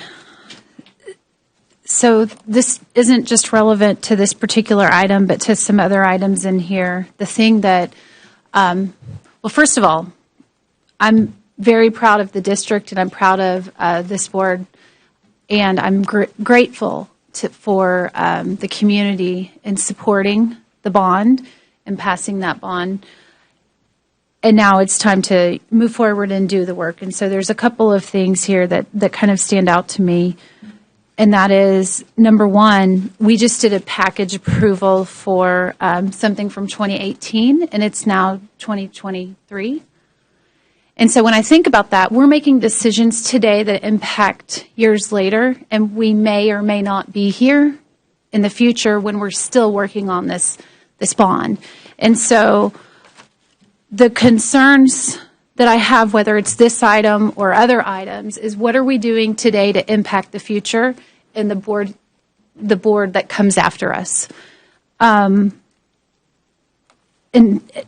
so with that, here's a couple of questions. Katy ISD, they only have 4 architecture firms. Which firms do they have? Does anyone know? Because I think some of them are on our list. I don't think we have that list handy. I mean, we Ms. Lawson, you were recently in Katy. Do you remember some of the architecture firms that were there?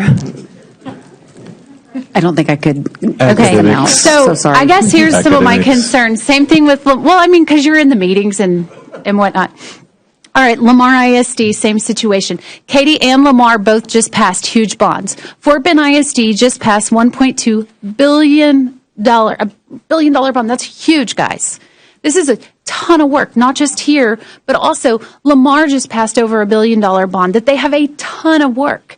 And then we've got Katy, and it's the same situation. And when I look at this pool of architects, the concern I have is, are we all, even though they only have 4 guns blazing in Katy, and now we're basically going after some of their same guns, are we hurting ourselves in this process? Does that make sense? How are they going to staff up to meet the needs of everyone, meaning the architecture firms that are on these lists, when we're all using some of the same firms? Y'all follow me or no? Okay. So that's the concern I have, is do they really have the capacity to handle all of these districts that are all in the same geographic area? And are they just going to recruit for some of these other firms that are downward on the list so that they can staff up? So the RFQs, we evaluate architects based on qualifications. As they submit the RFQ and they submit their experience and their qualifications, they submit a team that would be dedicated to the district. And so they make a commitment to give that team to us. That is why Once we select the architectural firms that we are to work with, we then assign the projects to them so that they can lock the resources in place. We will sit down and, on average, each firm would receive about 4 packages, 4 or 5 packages per firm. And so what we do is, based on the resources that they've allocated to us, we assign those projects, we lock the schedules in place, and then we sign agreements. And so we know for a fact we will have the resources, the A team from each one of these companies committed and assigned to the district. When you don't assign the work up front, there's no guarantee on resources. They just can't lock those resources because they don't know what projects are coming when. And so they'll just assign whatever they have when you give them work at whatever time. And so the way we approach it is we assign the packages up front, we sit down with them, we lock the schedules for each one of those projects, the design schedule, and we issue contracts for those. And so we know for a fact after that the teams are locked with us. Okay, so you're saying, if I'm hearing this correctly, we have committed resources to Fort Bend ISD from these 10 firms, and we will not be sharing with Katie, Lamar, or any other entity, that they will be completely dedicated to Fort Bend ISD? And so, just like Jacob's project managers are? So there are some teams that are 100% dedicated to our work. Once they finish or as they release work, then they'll move on to whatever else. We lock resources. Is that in the agreement in writing, that they're 100% It will be in dedicated to the only our agreement. work and not to work on other projects? It will be in the agreement, but just like in the construction industry or anywhere, there's only so many projects a project manager can handle. And so we lock the A team. If they were to have additional availability, it's fine that they assign them somewhere else, but we get those resources locked for us. Okay, so we have first rights. Correct. Okay. Thank you, Ms. Fazzetti. But I want us to be clear that in a city like Houston, you're going to see you're going to see perhaps an architect firm building a school here, building a school in Klein, building a school in Beaumont, building a school in Katy. That's not uncommon. So I just want to make sure that we answered that correctly. I think we did, but that these packages are what I think Carolina's team has done the work to put together to feel as though they would have an A team should you select these 10 for these packages that are listed on page 144. Thank you, Ms. Malone.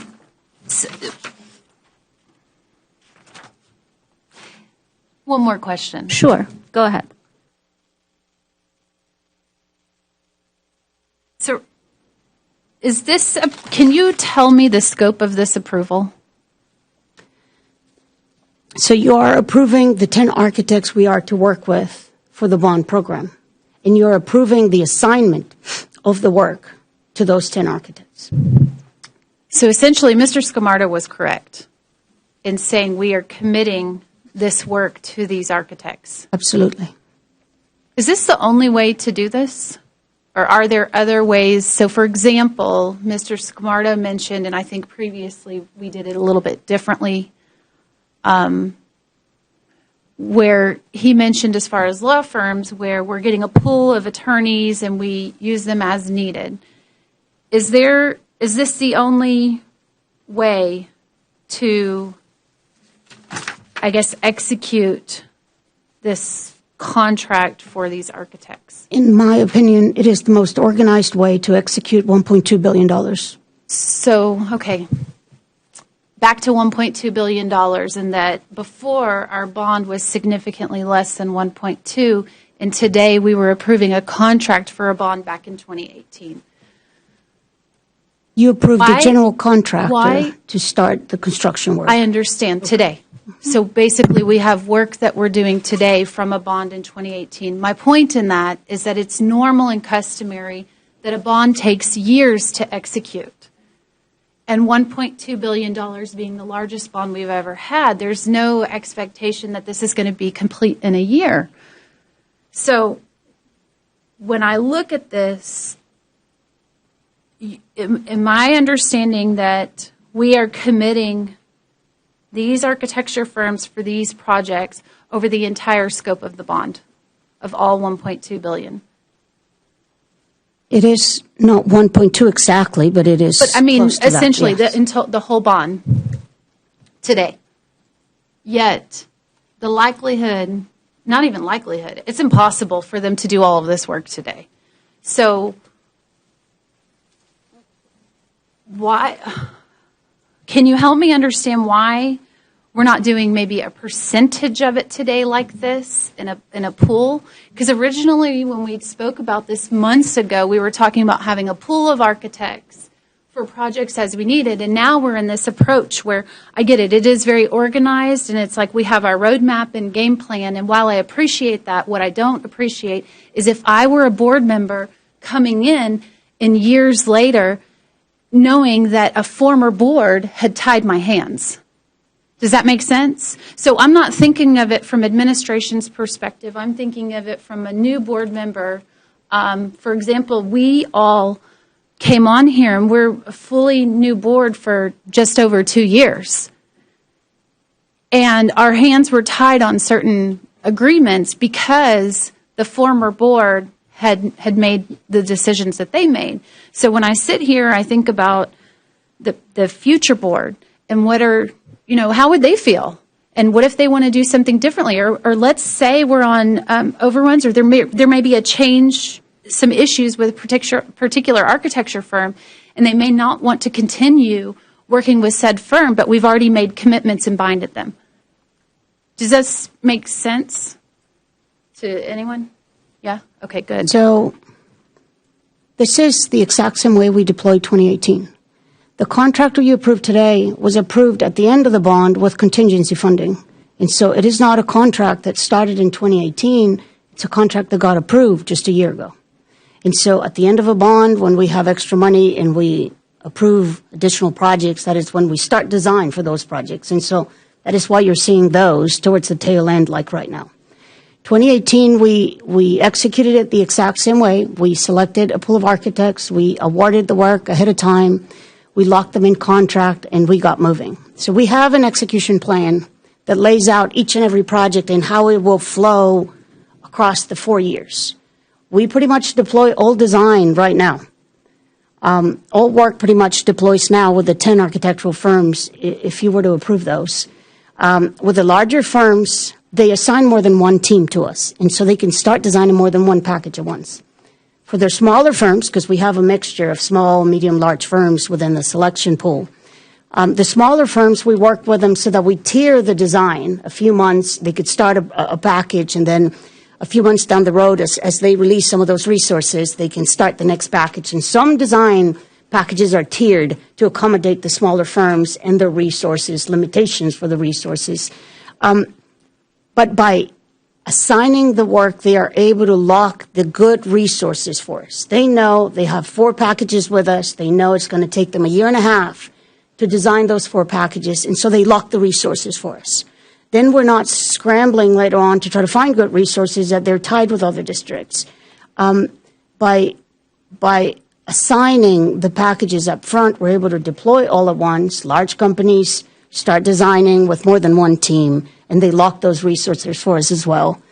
If we were to look at our execution plan, we're going to be pretty much designed within the next year and a half at the most. All packages will be designed. Some packages design faster, and those are the ones that start construction sooner. Other packages, depending on the complexity, take longer in design, and then those we procure later on. But by 2024, we will be pretty much procuring and locking contracts on construction for each and every package that we have. We have split the bond in 55 packages, very similar to last bond. We have 55 packages that within the next year and a half, if it all goes well, will be all procured. We'll lock contracts for construction, and we'll start moving. Okay. So just to add to that, the reason why it's imperative to spell this out sooner than later so that design work can begin as soon as possible is that those designs can then go to contractors and we can get bids out sooner so that we can lock in and mitigate our exposure to inflation risk. on the construction side. So that's another aspect of it. Yes. So I appreciate y'all sharing your explanation. A couple things. One, I look at, and I'm just going to start only because they're at the top, and frankly, I really like them anyway, but PBK, and that's over $73 million.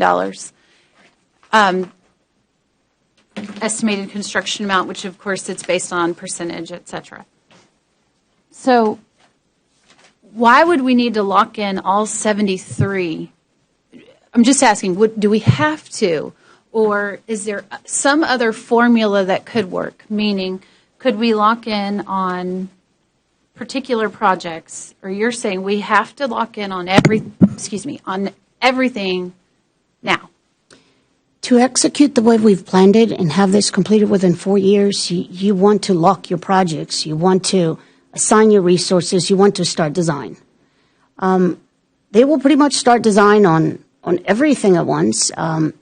It tiers. Some packages tier down, but with 2 design teams, you could design a lot of this at the same time. They don't all procure and they don't all build at the same time because of the different durations in the design.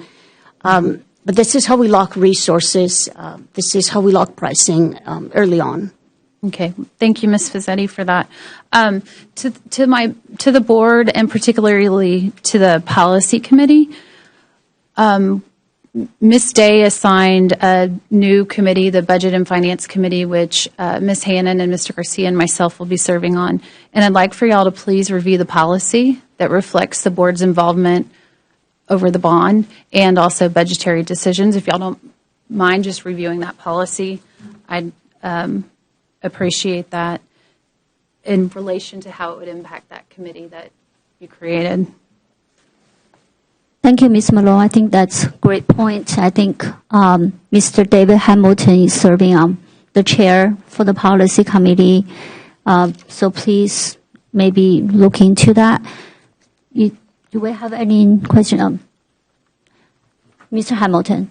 Yes. Thank you, Madam President. So I just want to throw an idea. So I shared Mrs. Malone's concerns, especially as it relates to things that might happen 5 years down the road. So just want to throw an idea. You may have considered this idea and rejected it, but feel free to explain why if that's the case. So would it be possible for us to basically go forward with the pool selection and package assignment in addition to maybe expanding to the 14 firms who were interviewed and just kind of let them know that basically intention day one is the plan as voted on and the plan as we understand it today is not assigning them any work today, but as contingency projects come up, as things change throughout the implementation of the bond, we would at least have the option to consider them just as we go through those changes over the 5+ years that we'll implement this bond. Does that make sense? I'm sure you can. You assigned to 10 architects. You have 4 approved, but not with assigned packages in case things change down the line. I'm sure you can. The reason why we're reduced from 19 to 10, it's because we realized a few things along the way, 2018. Right. One, it is very difficult to manage 19 firms. It is the reality. We are very specific on how we want our buildings designed and renovated. The standards we have, the products we approve, what's allowed, what's not allowed. In managing 19 architects going through the learning curve with 19 different firms, it is not an easy task. 2, because you're not awarding significant amount of work to some of these firms, you get the C team and you work with the C team.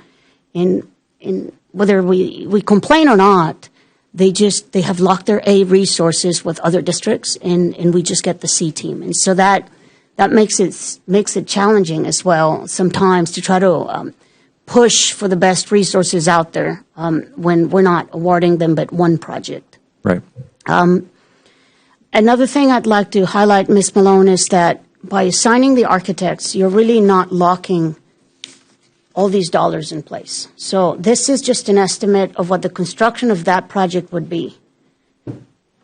because we have to have estimates, right? So if we look at Ferndale Henry renovation, which is the first project, bid pack 004, assigned or recommended to be assigned to PBK, this is what we're estimating that construction of that project will cost. Yes, ma'am. But isn't it the percentile we're locking in PBK for that particular package? We would negotiate the fee based on the construction cost. And so we would say, okay, PBK, you will get paid, and I don't have the exact number right now, 6% of whatever that project ends up costing at the end of the day. And so we sign a contract saying we would pay them 6% of the total construction cost by the time we're all said and done, but we don't pay them up front anything. We only pay when they deliver schematic design, we pay a percentage. When they deliver design, development, and construction document, we pay along the way as they deliver those drawing packages to us. And then there's another percentage we pay as they manage or help us manage the construction administration of that project as it goes through construction and they help us manage that process, then we pay some fee. And so they don't really get paid the entire amount until we're done, set with construction. Right. And I understand that. So we pay them as they render services. Right. However, what I'm mentioning is not that we're paying up front. We're not paying $1.2 billion up front either. But we're committing to the entire bond today, even though it may take us 5-6 years to actually deliver on the bond. And that's what I'm getting at. It's not, I understand that there's no way they're going to be able to render those services immediately. It's going to take time. And I fully support that. I hope, we take the time to do it right. It has nothing to do with that. It's more so that we're committing all of the packages. So, for example, it starts with Ferndale and then it ends at Dulles. So we're committing to them today and we're signing a contract at whatever percentage that's agreed upon today. And, maybe this is the right way. I'm just simply asking, are there other options? Are there other alternatives out there that could be done? Or is this it?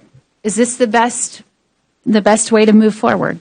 And I just kind of wanted to throw that out there. And also the concern I had, which maybe it's of no concern, but is that some of the architecture firms that are on our list are also on some of the other neighboring districts' lists. And so when you say we're getting the A-team, how many, maybe they're filled with A-team because, there's Lamar and there's Katie and there's us. And so who really is getting the A-team? I don't know. So I do have the Katie ones. Chris, if Chris was here, he could tell us the Lamar ones. But PBK and Stantec are the only ones that are in common. They have two others that are not on our list. But we do have a good track record with PBK and Stantec, which is why they're on our list now. So that does address that one question. Right, and PBK and Stantec have a significant portion of the bond packages. So that's, I hope you see my point here. That it's not just to say that, but they're having different people. Katie, for example, so we'll use them since you specifically brought that out. They've got their team, and then we're going to get another team. And frankly, they've had a longer we both have a relationship with PBK and Stantec. I feel like it's a valid question, but that I'm asking, are we going to really be getting A players? And I hope so. But that's up to you guys to make sure that that's the case. And then I'm just referring to the length of the term and that we may or may not be here. Heck, y'all may or may not be here. We don't know what the future is going to hold. And so what I do know is the decisions we make today impact years down the road, particularly with the way this is laid out. That's it. Well, let me ask you a question. Let's turn it around a little bit. What do you think it would look like if we did 50%, 66%? What do you think it would look like, and how does that benefit us? I guess that's my question. So I'm not sure exactly what that would look like, but I think that would be something for the committee to sit down and possibly look at if that's something you want to entertain. So for the board. So, Ms. Malone, thank you for your question. And also, I see more questions coming up. But before we continue, I think Dr. Wayback wants to make a comment. Well, my comment about, first of all, it's the board's prerogative. So the team will respond to what the will of the board. We're bringing you the best recommendation based on a lot of experience. If Chris Junte were here, he would tell you that in his past district, when he was the chief operating officer, when the bond passed, they had no plan like this. And 5-6 months went down the road before they began to distribute packages. Community members were saying things like, you know, when's the playground coming? When's the new flooring? What about the restrooms? And so I think that I would leave you with a thought of being the stewards to the community. When you look at the list of all these packages, what's happening at Ferndale Henry renovation, which is the first one listed, to relieve Heritage Row's growth and stop cap and overflow, is completely not connected to what the parents at Bush High School see on their multi-million-dollar renovation or playgrounds or all these other things. So it's happening. Remember, we're the size of a large city. And I think sometimes we always forget that we're like 90,000 people strong. And so, to the community, they want these things to get moving. They didn't vote on this for us to take our time. So yes, we can split it out. We could do that, but we're not recommending that because we feel like we have the bandwidth and the ability to map out the projects and to get it moving. And so, and what's happening, as I say, in one part of the district has no bearing on what's happening in another part. It's just that it all is happening simultaneously instead of wait to complete, now start anew. It doesn't really work like that in such a large operating machine as we are. So I just want to kind of share that. But ultimately, this is your bond. And if you tell us you don't support this, then obviously we'll have to come back. But it will slow down for the community. The other thing that I want to point out, it will slow down for the community, but also the likelihood of us being able to meet the target of staying within budget of $1.26 billion will be diminished by the delays like this. Just will be. Because not having the designs will push out those timeframes of getting those contractors locked in for the business. And I'm not talking about the architects and those contracts. I'm talking about the general contractors. When they put in most of the work that we'll do in that is going to be on a sealed, competitive sealed proposals.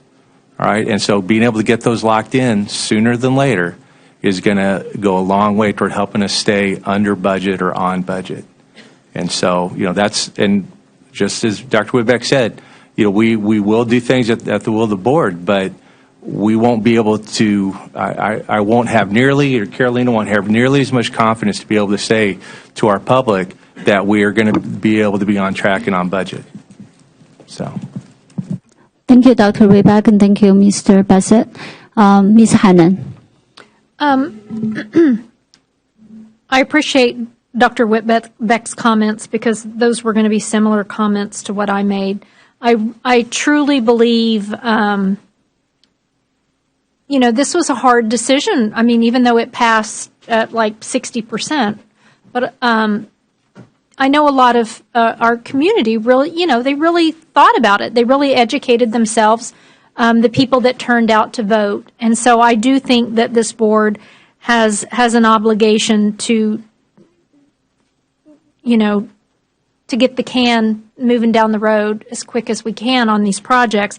And when I look at some of them, for instance, I'm assuming like the Madden Foundation repair. I mean, that's $7 million, but that has to happen in the summer, right? I mean, it has to be, it can't be postponed because you have to look strategically at when is the best time for some of these to happen. And so I do agree with Dr. Whitbeck. If the question here is more about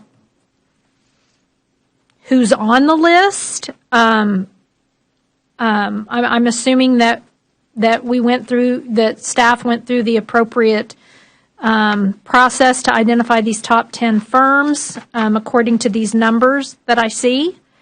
But I do hope that the board won't delay. I understand Ms. Malone's concerns, but I do think while we might not be on this board in 5 years, the community wants to see the fruits of their, they're rolling out to the polls and supporting this. Thank you. Thank you, Ms. Hannan.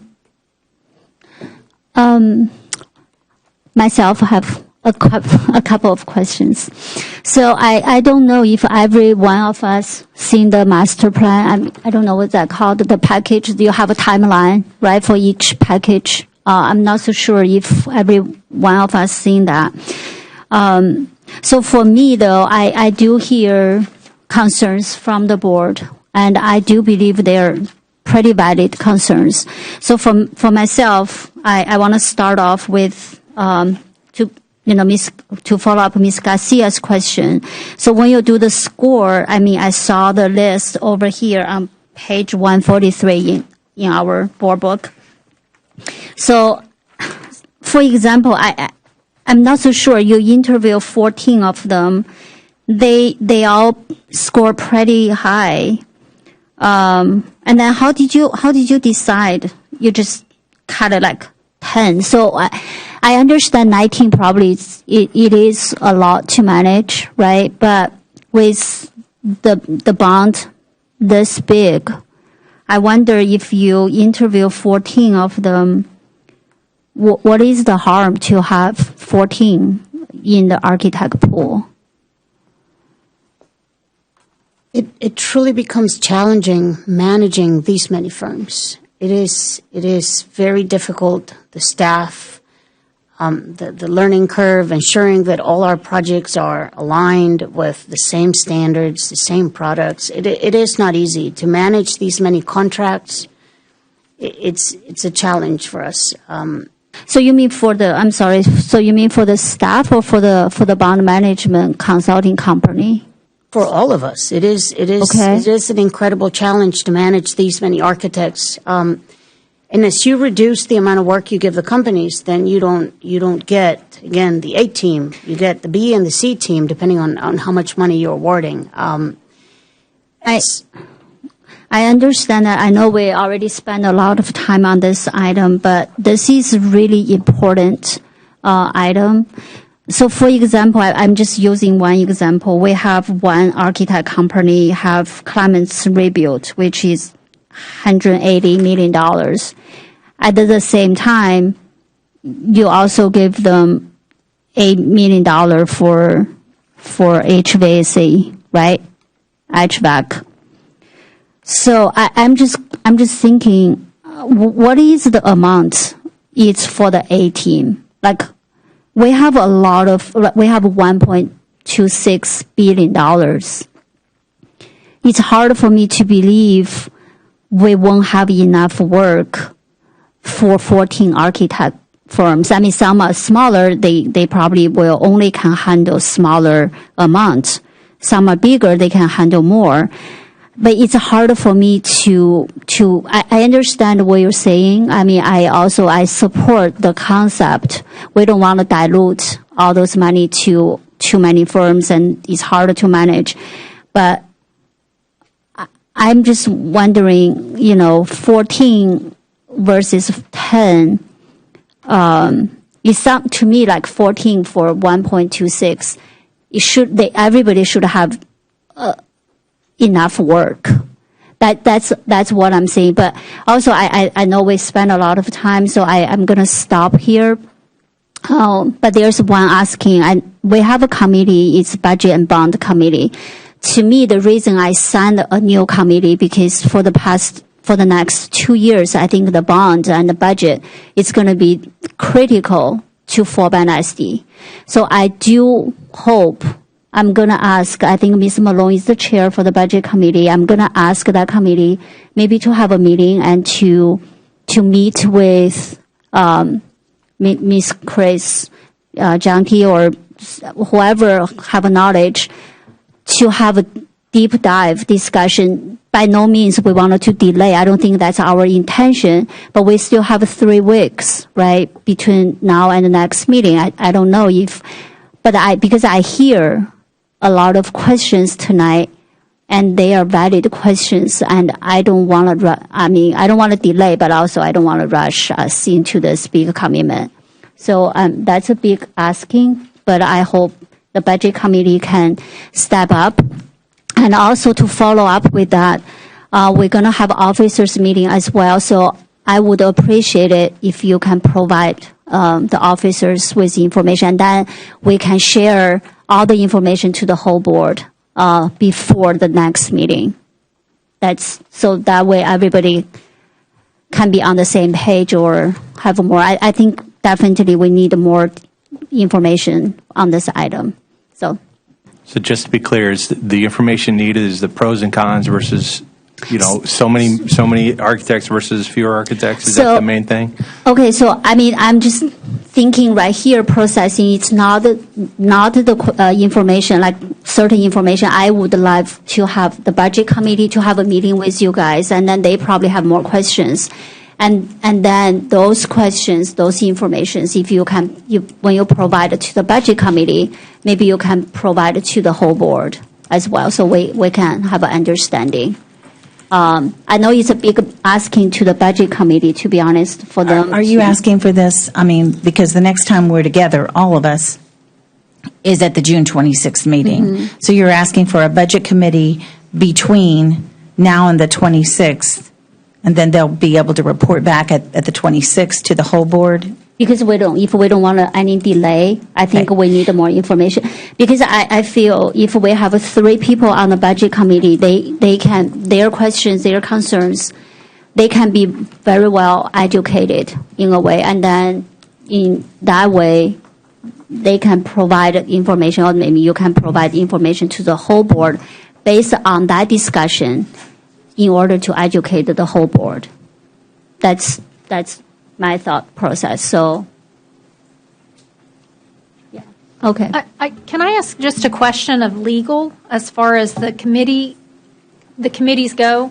So we're all having a discussion on this item, and then is that okay for then 3 of us to go and have a separate discussion on an item that's already been discussed? That's fine to do? It is fine, because you're having this discussion in an open meeting. There's subsequent discussion by committee is permissible. The board has done that before with policy, for instance, where policy's been vetted and then gone back to committee. Okay. Thank you, Mr. Brush. Thank you, Ms. Hannon.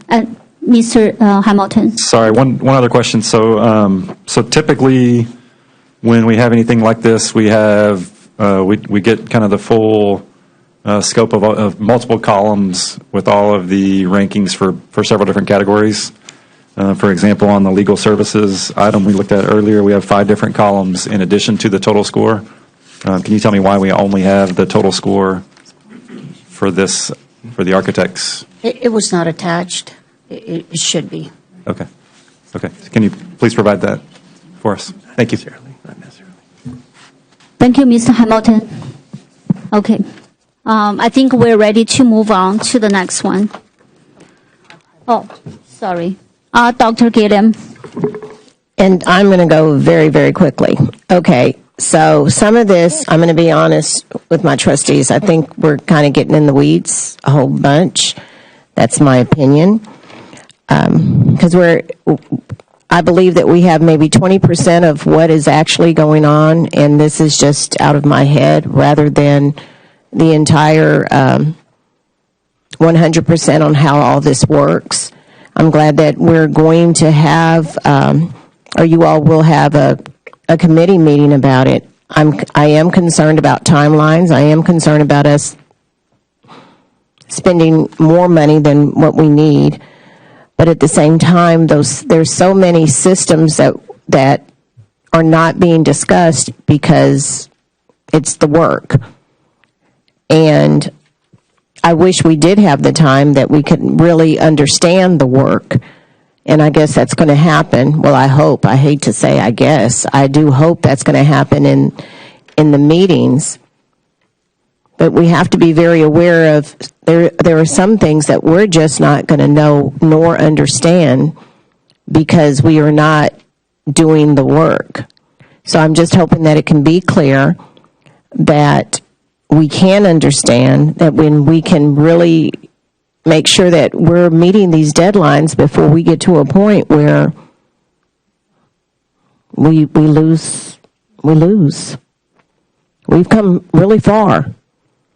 And we have people that are doing the work. I can understand the questioning, don't get me wrong, and understanding, but we have to make sure that we allow folks to do their jobs.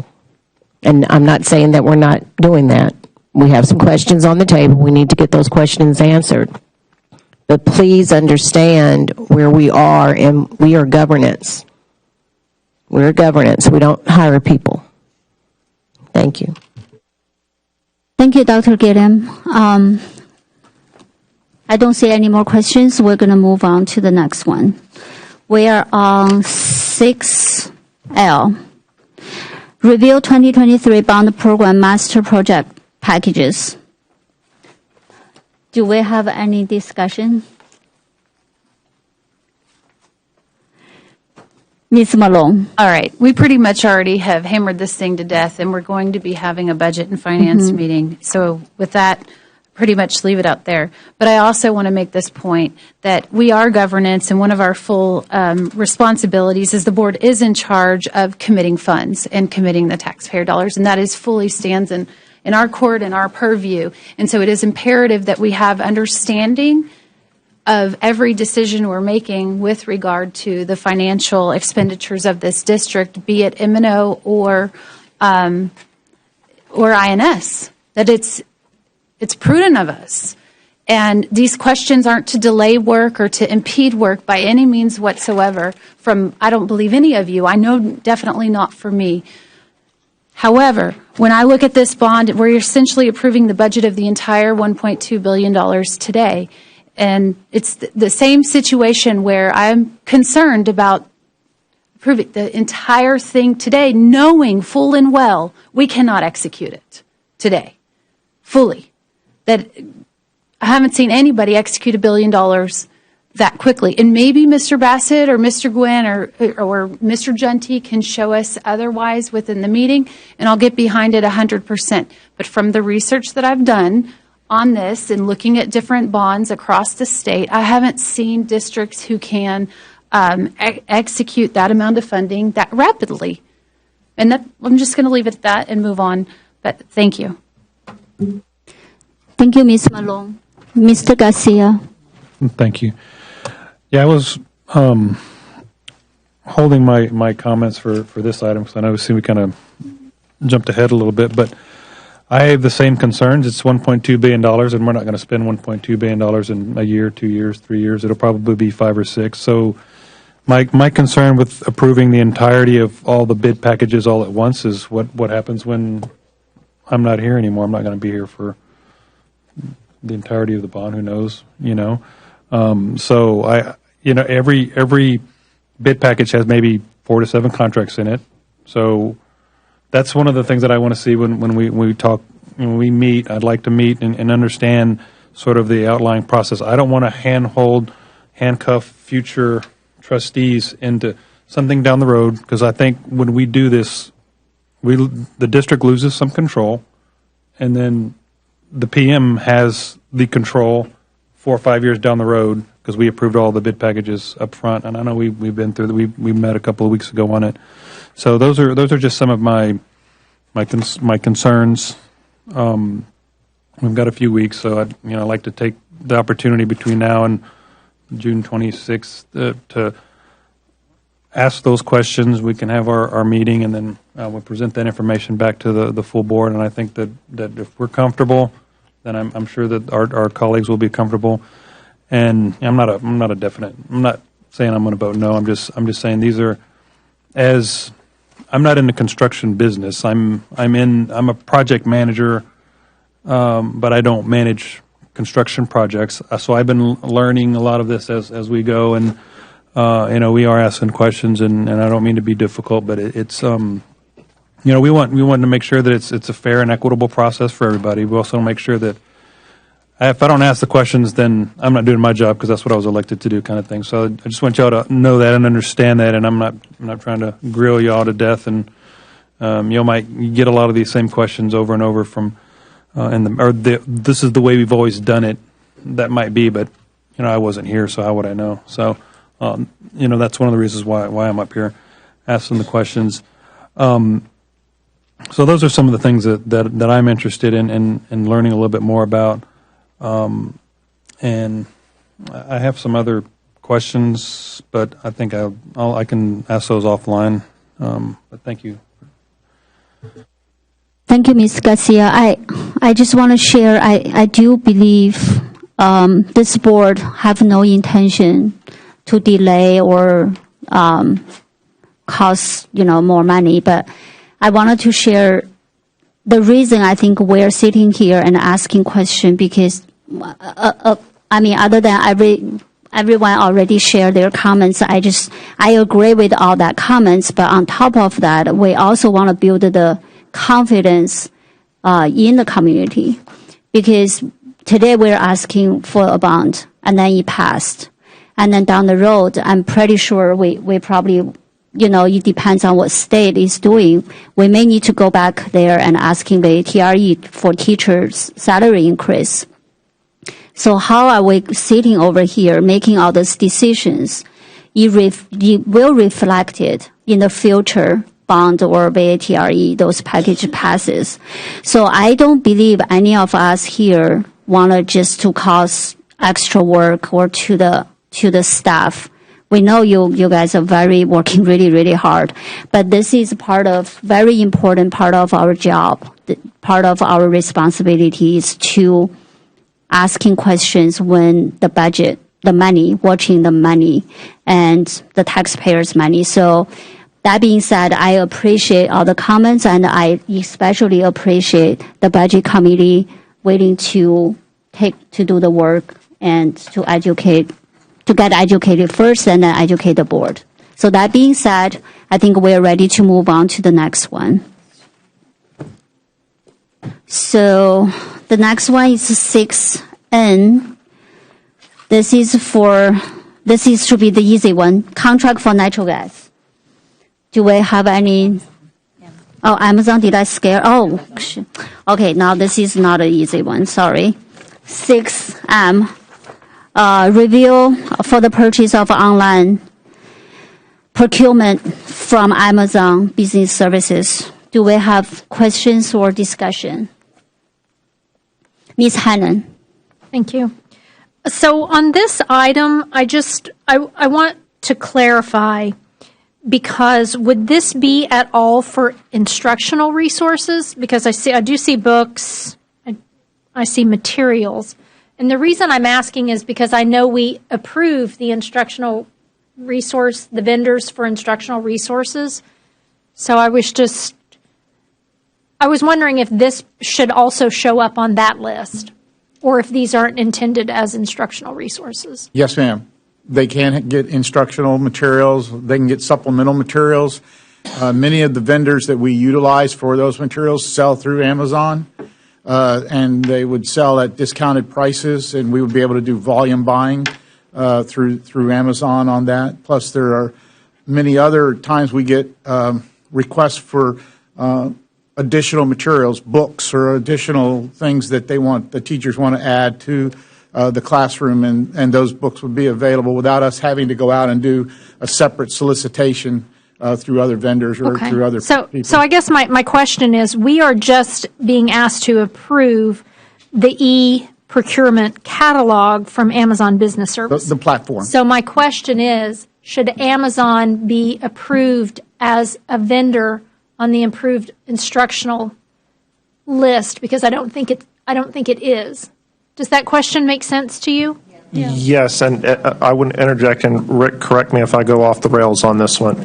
So the primary means of getting instructional material should be through those vendors that the board is approving as part of that list. However, this is opening up specifically those that are at the top, the office supplies and typical items where a campus would shop for the best price. Currently, there's not a means to do that, and Rick, correct me if I'm wrong, this now gives them the ability to see various pricing for items like binders and typical office-type supplies that they would purchase and pick the one that has the lowest price, as opposed to, as in the way we may have done it in the past, where there's a vendor that offers that service, but there's limited opportunities for getting a better price. Did I explain that well? So yes, there may be instructional materials that could be purchased through this, but really our recommendation to campuses would be you need to go through the approved vendor list, not through Amazon. Amazon would be for purchasing more of your day-to-day office supplies rather than instructional materials.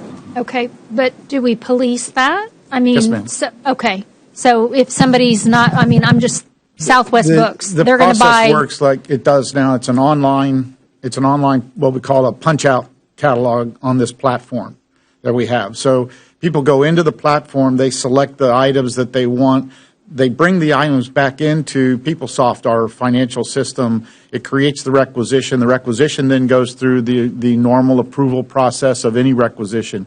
And there is a capability for us to look at the line items and to look at these items. And if they're buying something that they shouldn't be buying or they're buying it from the wrong person, we can reject that requisition and send it back and tell them that they need to buy from the other contract. Okay. I just wanted to be fair to the vendors that have been approved and have gone through that process. I just didn't want this to trump that process. Thank you for the explanation. Thank you, Ms. Hannon. Ms. Jones. So I have a couple questions about this because I'm not too sure about approving this. Who are the current vendors for office supplies and classroom supplies? Is there a list, or does anyone know them from off the top of their heads? Or For office supplies, we primarily deal with Office Depot. okay, We also have Lakeshore Learning, School Specialty. We've reached out to Staples to begin a contract with them that we'll be bringing to the board at a later date. What was the other area you were concerned about? and have you compared these vendors versus Amazon? Is there a comparative Office Depot purchasing So versus? what we're trying to do is set up an environment Okay. where people can go in and they can shop through numerous vendors. And the system that we have will allow them to comparison shop and make their own choices based on what is the best value for them. So they'll be able to look at what we call, like, for example, if they want to buy a stapler, it will bring up the staplers from many different catalogs and say, here's the prices for all of them, because no one catalog has the lowest price on every item. Okay. So they're going to be able, so rather than being stuck with just one choice, they're going to have numerous choices, and we're going to train them to say you always go for best value, but one of the best value factors is price. Right. And so you need to look at where you can get the best price, which stretches your budget, stretches your dollar throughout the entire year. Okay. And I understand that the membership fee is $3,500 annually. That's for the what we call Amazon Prime. When at my last district, my office paid for that for the whole district. So as long as you stay in the Amazon Prime window, there is no shipping cost. Okay.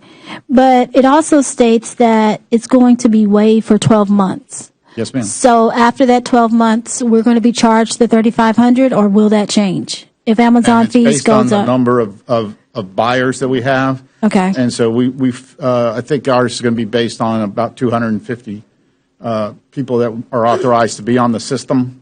So that's how they price it. Okay. Thank you. Thank you, Ms. Jones. I have a question. So for Bend ISD locally, we have very strong buying power, I assume, right, as biggest. So if we open this platform as a vendor, how is it going to impact the local vendors?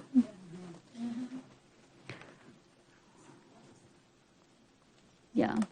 So actually, Ms. Hannon's question actually is kind of where the same, yeah. If we have a contract with those vendors, then we're obligated to buy from them under the terms of those contracts. But we're also obligated to get the best value for the district and stretch our dollars as much as we can. And so in an open, competitive environment that we control, that we have people set up in, they're going to have to compete.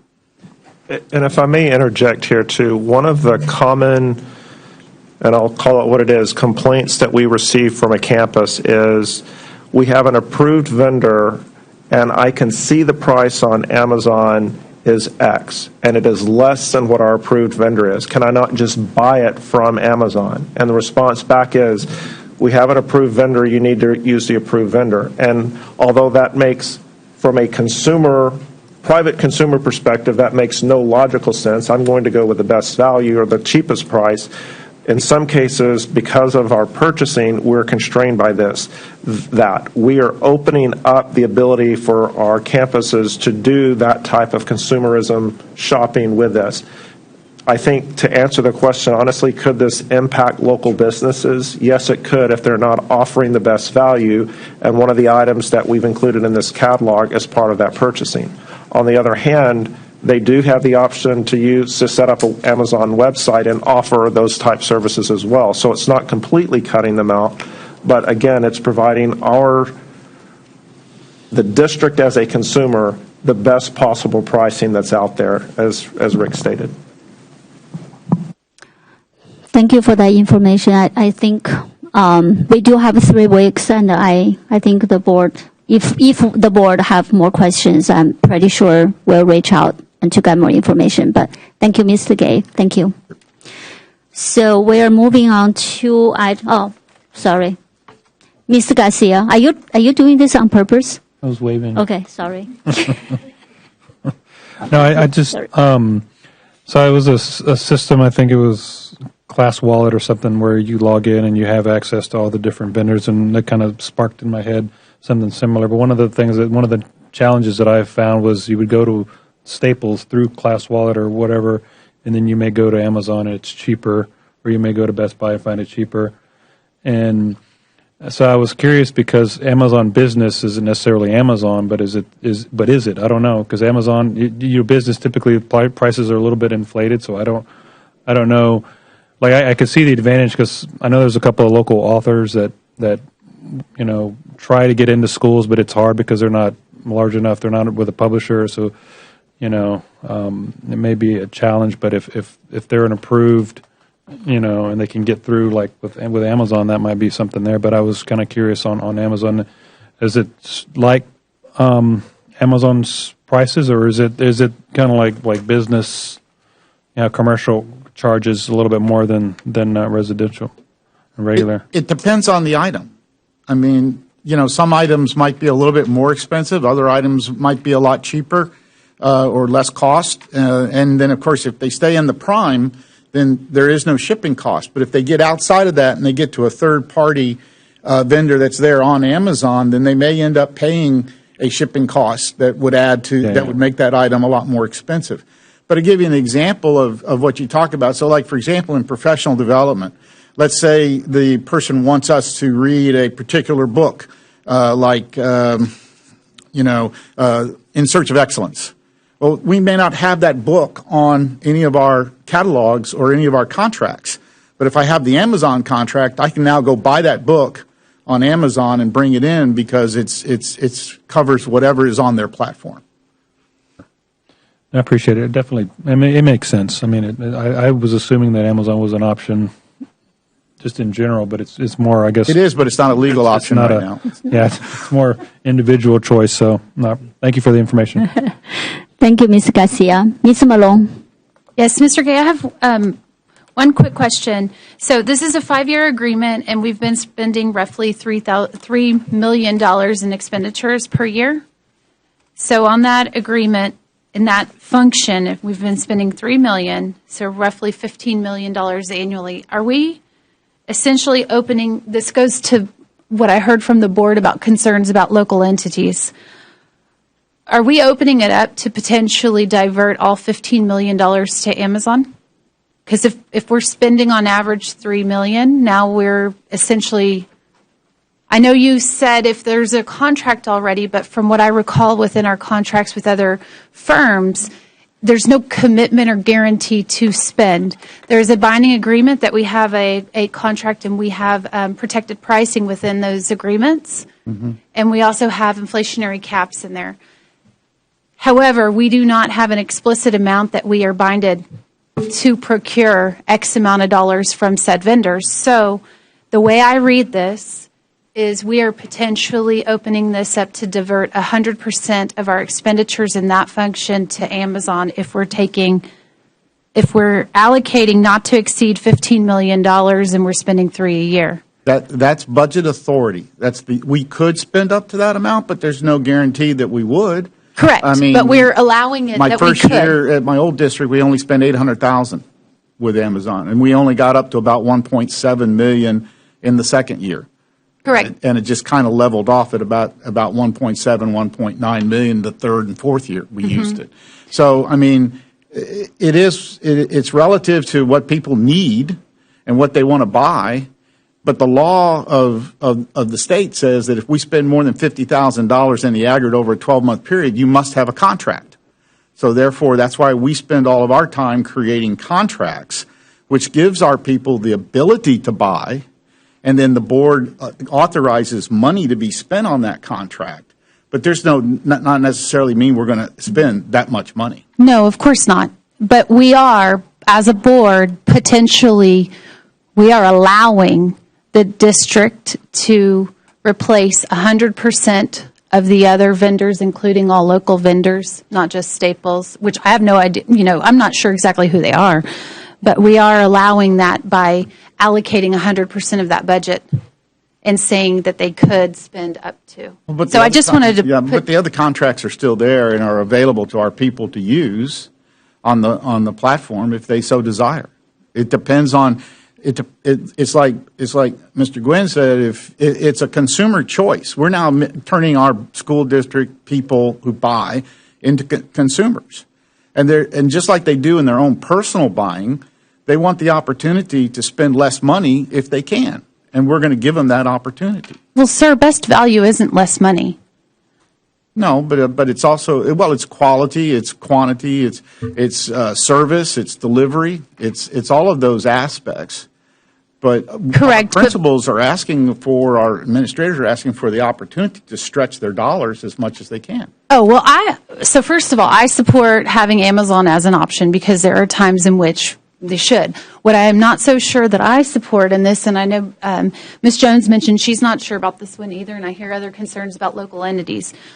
What I'm not so sure I support is that, frankly, I'll be real honest here. Amazon is real easy on my phone. So is Instacart and every other thing. And frankly, with the life as a board member, I'm all about my e-shopping. So I get it, and I'm completely guilty of not always buying local, but I try to, invest back into the community. The concern, though, is that it's not always the cheapest, but it is the easiest. So, for example, with groceries, I spend a lot more money in groceries to have that stuff delivered than to go to the store myself. And Amazon is not always cheaper either. But sometimes, guess what? Having 2-day delivery or just being able to click and go is easier. What I think the concern that I have here is 100% in allocating $15 million to Amazon explicitly here, where we are authorizing that as a board. Should we authorize a percentage of that? Absolutely. 100%, I'm not so sure. The thing I think this board does not do so much is support local businesses. And maybe that's somewhere, if the board felt that way, which I'm hearing folks concerned about local entities, maybe we should look at that as well. Thank you. Thank you, Ms. Malone. So, Dr. Rayback, maybe the team can look into it and then see if present some more. We can try to give additional information, but I'm perhaps misreading this. It was not my understanding that we were allocating 100% from all of these categories. These are the add up of perhaps Staples, or Home Depot, and all these different apparel. Can be polo shirts. It can be all these different things. All of that added up to be 3.2 million. Mm-hmm. Okay, so you're coming up with the 15 by multiplying that times 5. 5 years. And to say that this would be 100% Amazon is probably, but I may be misreading it. I'm not seeing it's not guaranteed to be. It's to say that we're authorizing that it could be. That's the concern I have. And it's not, and of course, 3.2, it's off by 600,000. I'm just saying on average, it's roughly almost 100% of the full budget from those categories. Thank you, Ms. Malone. So maybe this is just a thoughts. Maybe the language here for us to approval, maybe you can have like annual how much do not exceed the amount for each year. Well, can I interject one other thing Yes. too? And so I heard the term budget used. So keep in mind that a contract is not a budget. It is the maximum amount that we can spend with a vendor. Can we bring that dollar amount down? Yes, we can, so that it is less. Just keep in mind, if that were to happen, we would be coming back to you once we get close to that threshold asking for a potential increase. But can we bring that amount down? Yes, we can, because we're not authorizing it as part of the budget. We're just saying, you're saying as a board, you can expend up to this amount. If you expend over this or if you go over this, you have to come back for additional approval. So can that amount come down? Yes, it can. But it does. I just want to make sure you're not conflating it with the budget, because they are two separate things. It's authorization to spend up to that amount with this specific vendor. So my apologies on using the word budget. I meant expenditures, because we expended $3.2 million in 21-22, and year to date we're now at 2.9. So I'm saying roughly $3 million of expenditures times 5 years is $15 million. And to me, if we expended in full amount of that function or those categories of 3.2, it's roughly almost 100% of that expenditure. And that's what I mean, whether it's budgeted or not. And I'm sure our budgeted was somewhere around there and probably going to grow year over year a little. Thank you. Thank you. I think maybe we'll all think about this. Ms. Malone, maybe if you can email Dr. Wayback and about your thoughts, and we can have more discussion on that. So, thank you. Okay, are we good to move on to the next one? Okay. So we're on 6N, which is a contract for natural gas.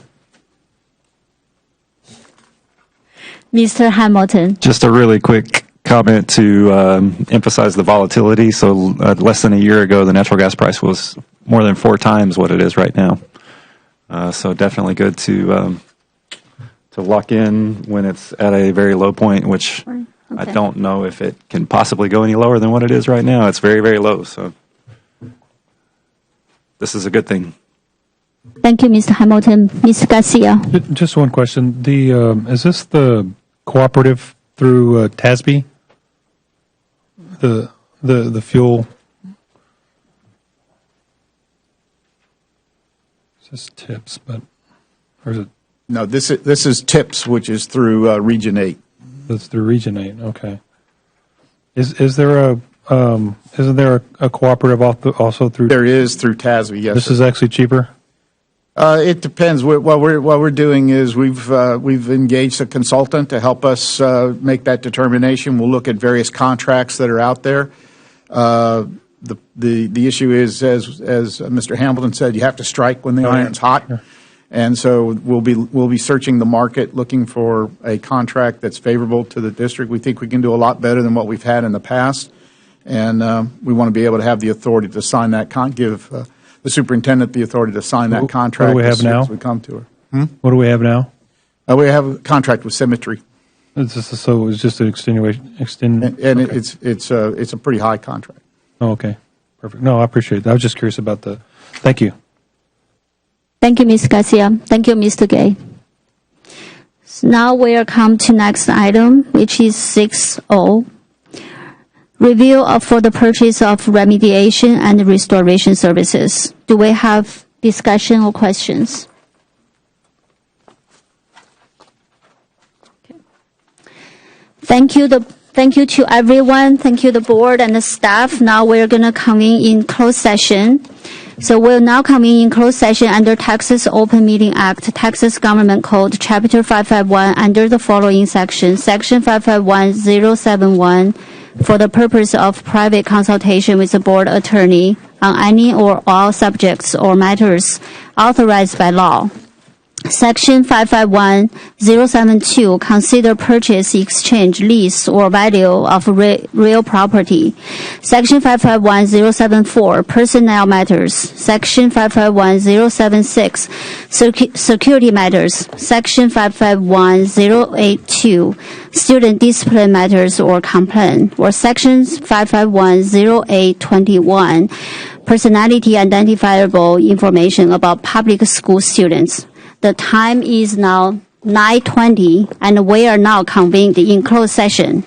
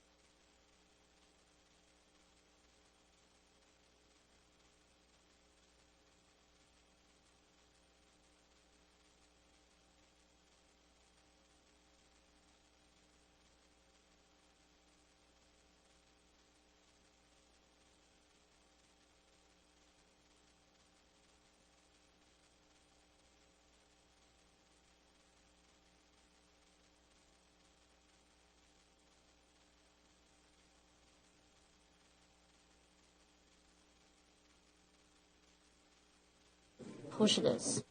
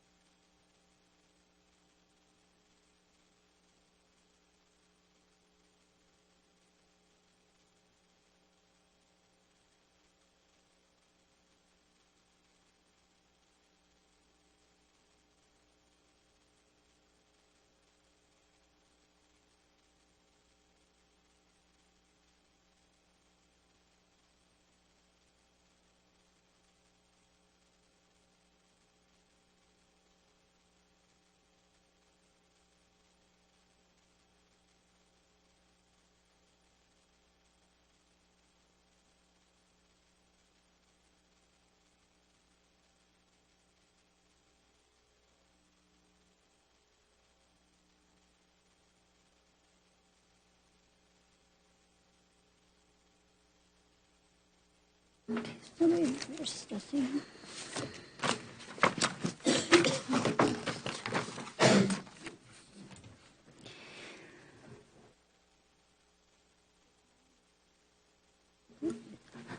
time is 10:38, and we are now reconvening in open session.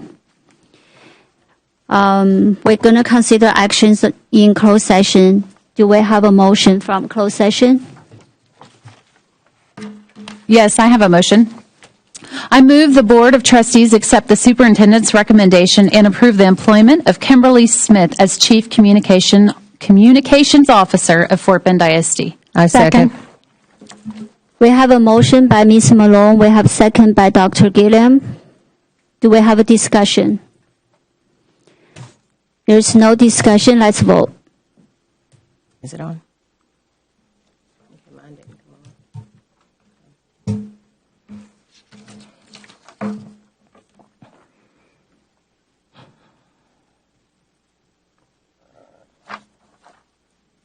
Is it working? What happened? Oh. Motion passes 7-0. Do we have another motion? Yes, I move the Board of Trustees accept the superintendent's recommendation and approve the promotion of Damian Viltz as Chief Operations Officer of Fort Bend ISD. I second. We have a motion by Ms. Hannan. We have second by Dr. Gilliam. Do we have a discussion? Seeing none, please vote.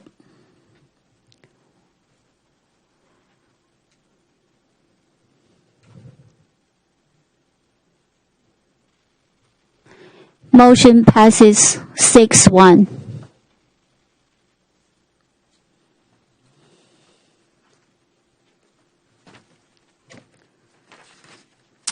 Madam President, I move that the Board of Trustees approve the revision of policy DNA local concerning the appraisal and evaluation of teachers as presented. Thank you, Ms. Okay. Second. We have a motion by Mr. Hamilton, a second by Ms. Hannan. So which one is this? So now we are on item 10B, actually. Just which one did you make? Yeah, 10. 10B. Wait, what are we 10B. doing? Oh, sorry. That's okay. Did I jump again? Yeah, a little bit. Sorry. Oh. No, that's fine. So we're on item 10B, consideration and approval of proposed revision of policy DNA.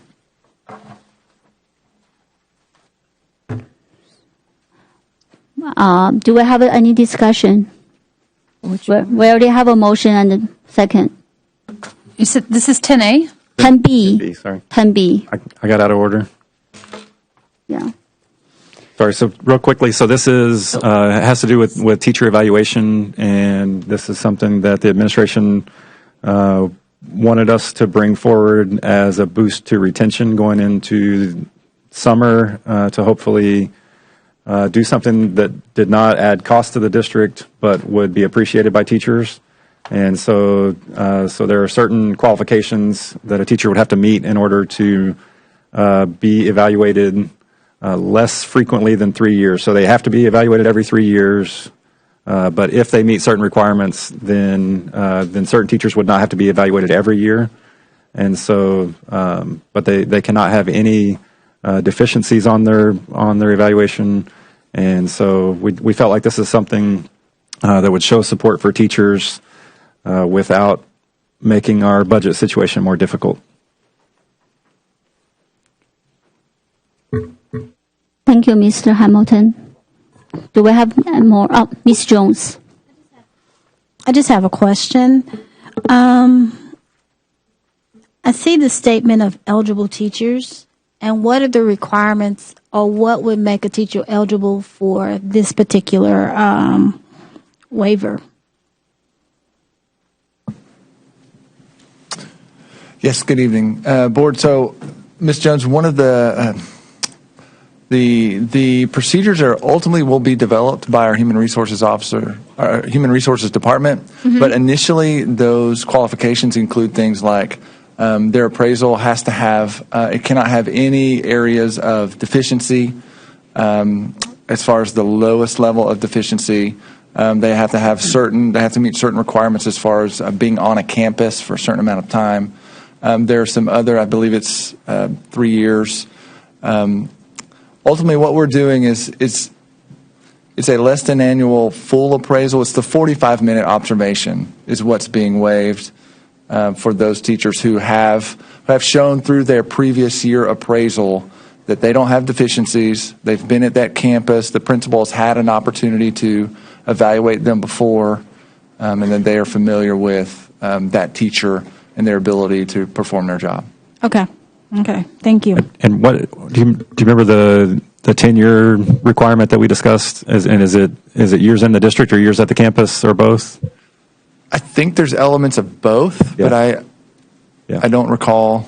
So this is not new teachers and not any teachers that have any areas of deficiencies. I believe it's 3 years experience in the district, and these teachers would still have walkthroughs from their principals and a summative conference at the end of the year. It would just be that 45 minutes, but knowing teachers the way we do, we know that there's many of them that would appreciate that. And will also, the other piece to this is it benefits our principals, because when you're held for 45 minutes in a room, then there's someone else needing you, and you're kind of captive for that while. And so it's nice when you can do walkthroughs. Those are about 15 minutes, and then you can get on to something else. So I think it's also a real positive for our principals. Yeah. And the teachers also have an option to kind of opt out of the waiver. So if the teacher says, no, I want the 45-minute evaluation so that I can get feedback and grow and develop, then they have that option also.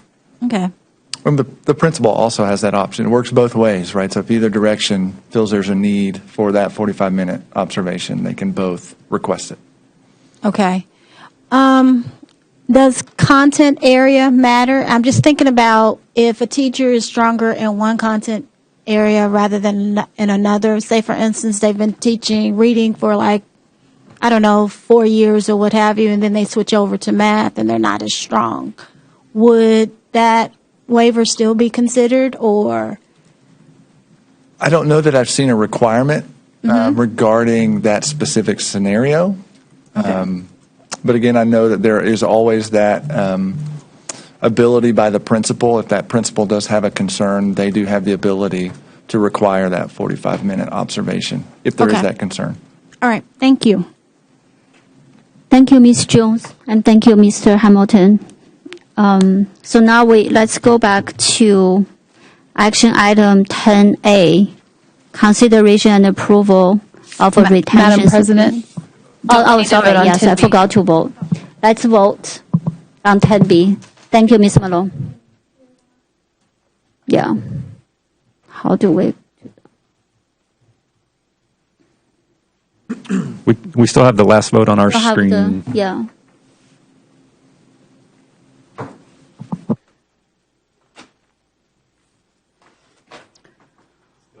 It still has the previous vote. Sorry, it's frozen on our end, I guess, somehow. Can we still vote or no? Yeah. Oh, there we go. There we go. Okay. Let's vote.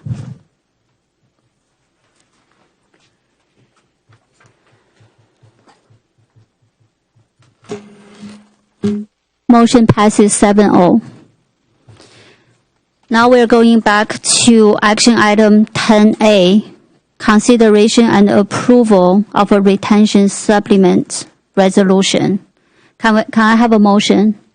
Yes, Madam President. I move the Board of Trustees adopt the resolution as presented, finding there is a legitimate public interest in promoting employee recruitment and retention, and authorizing the superintendent to pay a retention supplement to eligible employees, and further authorizing the superintendent to offer a recruitment payment for new employees, provided sufficient funding is identified for this purpose.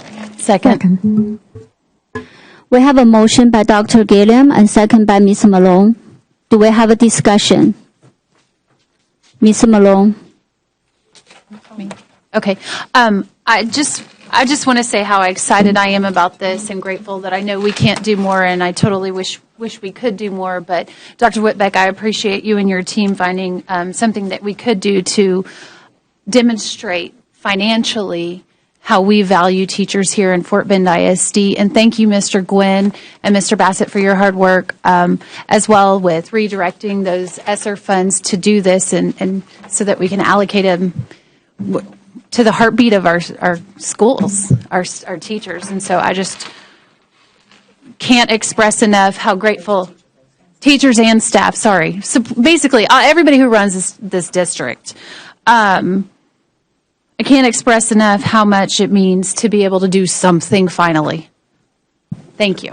And I'll say I appreciate the acknowledgement, but just know that there is an army of staff behind us who make sure that the numbers add up to make this work. So a big thank you to the finance staff as well as the HR staff for working on this behind the scenes. It couldn't have happened without them.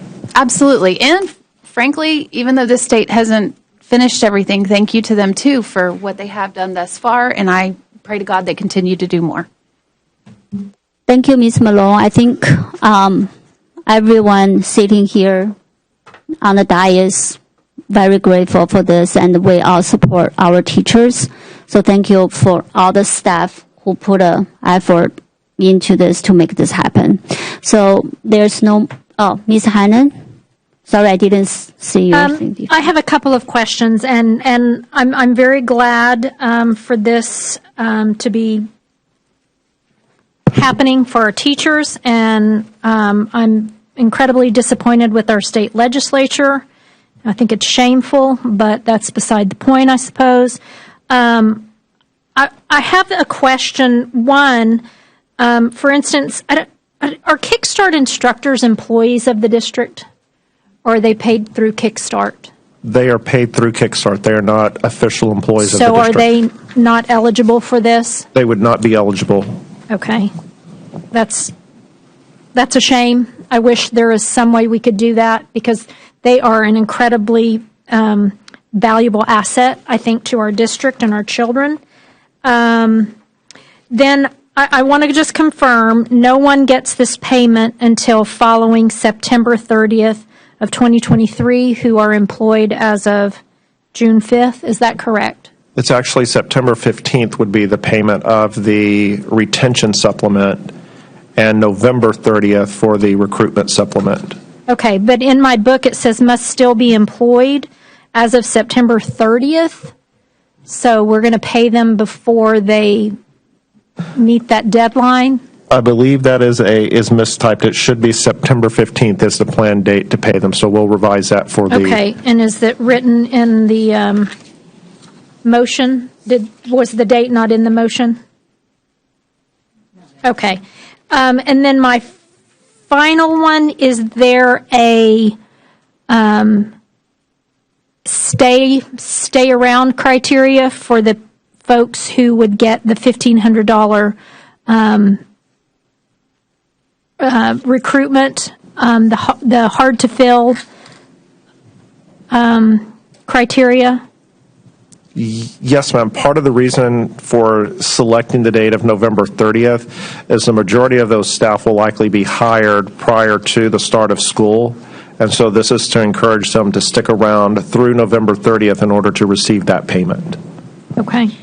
And then my final question is this, and I know that I am not an HR expert, but if there is any way we can consider including our Kickstart staff who provide that valuable service to our middle school kids. I'm not sure if we have any at the high school level.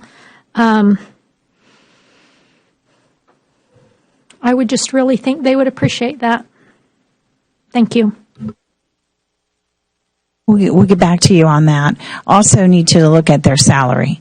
Just from my layman's remembering, I seem to recall they get paid more through the Kickstart agency than they do as a teacher would in our district. But let's follow up with you on that. We'll get you all something this week.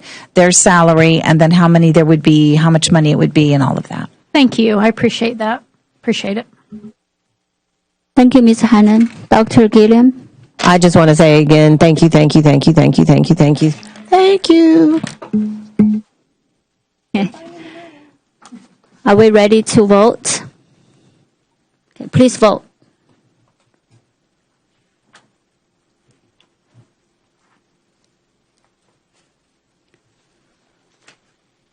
Motion passes 7-0. Now we're going to go to the next item, 10C, consideration and approval of Child Nutrition Department budget amendment for 2022 and 23. Can I have a motion? I move to approve item C as presented. I second. We have a motion by Ms. Malone and second by Dr. Gilliam. Do we have a discussion?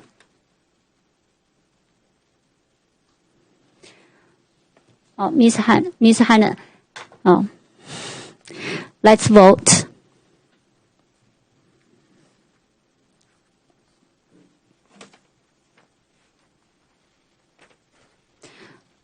Motion passes 7-0.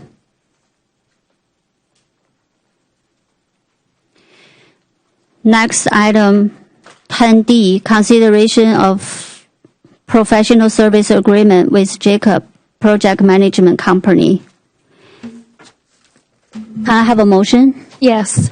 I move the Board of Trustees approve Jacobs Project Management Company to assist in the execution of Bond 2023 and authorize the superintendent to negotiate and execute a professional services agreement for project management owner representative services in the amount not to exceed $27,389,156. I have a second. I second. We have a motion by Ms. Hannan, second by Ms. Jones. Do we have a discussion?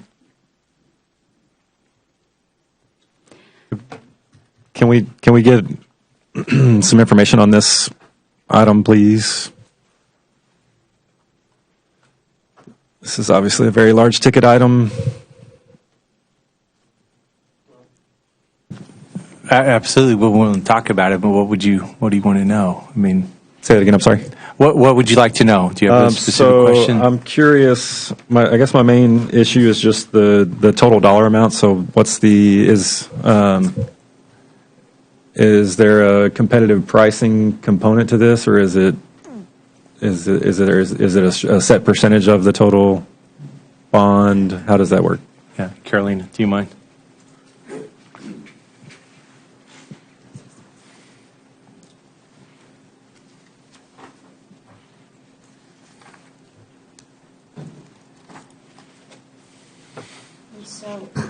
The project management services works pretty much the same as professional services or architects. We evaluate based on qualifications. Once you select a vendor that's the best qualified, that's when you move forward with pricing negotiation.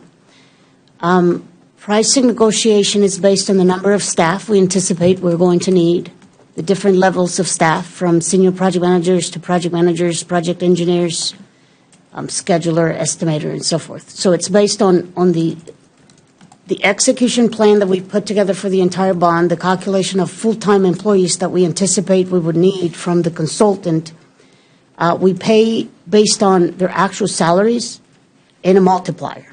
And so we decide on a time and material basis when we want to bring the people on board, when we want to reduce the number of staff that we need. And so the control is on the district. This amount really comes in the calculation of the number of people, their salaries, their multiplier for 5 years. And so this, even though we anticipate to execute the bond program in 4, there's always projects like Clements High School that will go and extend past that date. So we need additional resources. So we've calculated and not to exceed for 5 years, but that's not to say that we are going to spend this amount. Based on how we use those resources, it could be less.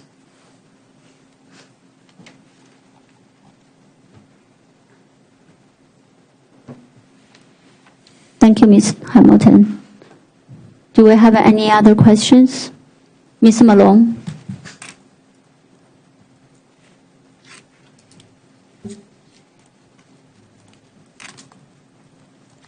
Okay, this isn't part of the CMAR. This is completely separate, and this is management of the bond overall. Is that right? Correct. It's staff augmentation to help the district execute the bond. Okay. And this is also where Jacob's expertise comes into play, and although they cost $27 million, give or take 30 possibly, according to the item, they also provide significant savings over the term of the bond. That is correct. Due to their expertise and cost-saving approach. That is correct. And I'm just trying to remind Mr. Hamilton of this and the cost savings that was exercised over the 2018, and not just Mr. Hamilton, but like everyone, like, because it's hard. It's a lot of information that we get. But the cost savings over 2018 was roughly how much, Ms. Fazzetti? I don't have the exact number with me, but we could be talking about $40 million, so double the amount of the contract. Okay. I just, thank you. That's all. Thank you, Ms. Malone. Do we have any other questions? So I do have one question. So I remember based on the discussion at the workshop, so 2014 or 2018, the reason we can't do in-house because we have difficulty to recruit people. Is that correct? It's difficult to hire people as an employee to stay here based on salary. It is one of the limitations. That's correct. To hire and retain staff in-house, it is a limitation we have as a district with construction personnel. But the second component to all this is there's certain specialized positions that we cannot hire internally, even if we wanted to. It's very difficult. We don't have the salaries, we don't have the pay scales, we don't have the ability to hire certain positions, and so it's a combination of both. So, and also to follow up Ms. Malone's comment, the savings.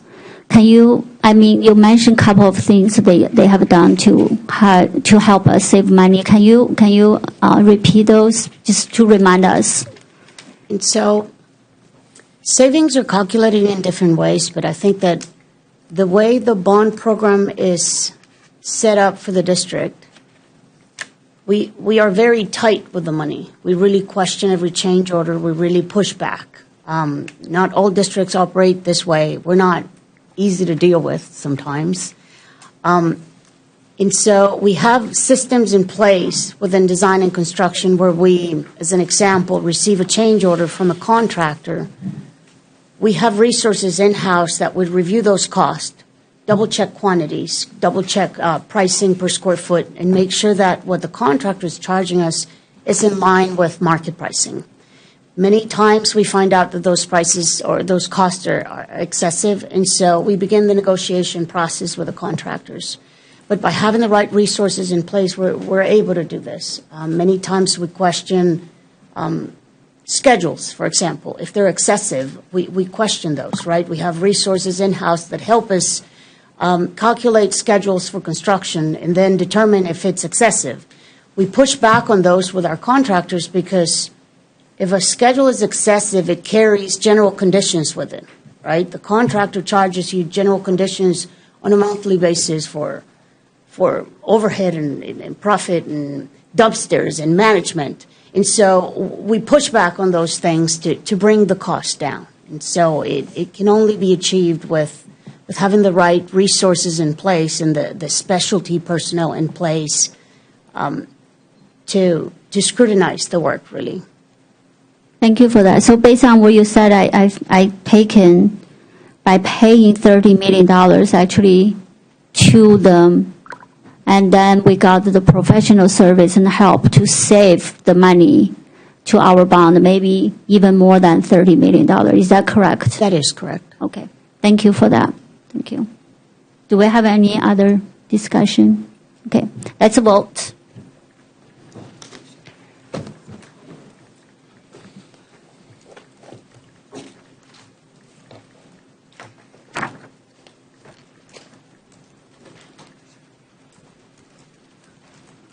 Motion passes 7-0. Can I have a motion to adjourn? I motion to adjourn. The meeting is adjourned. Good night, everyone.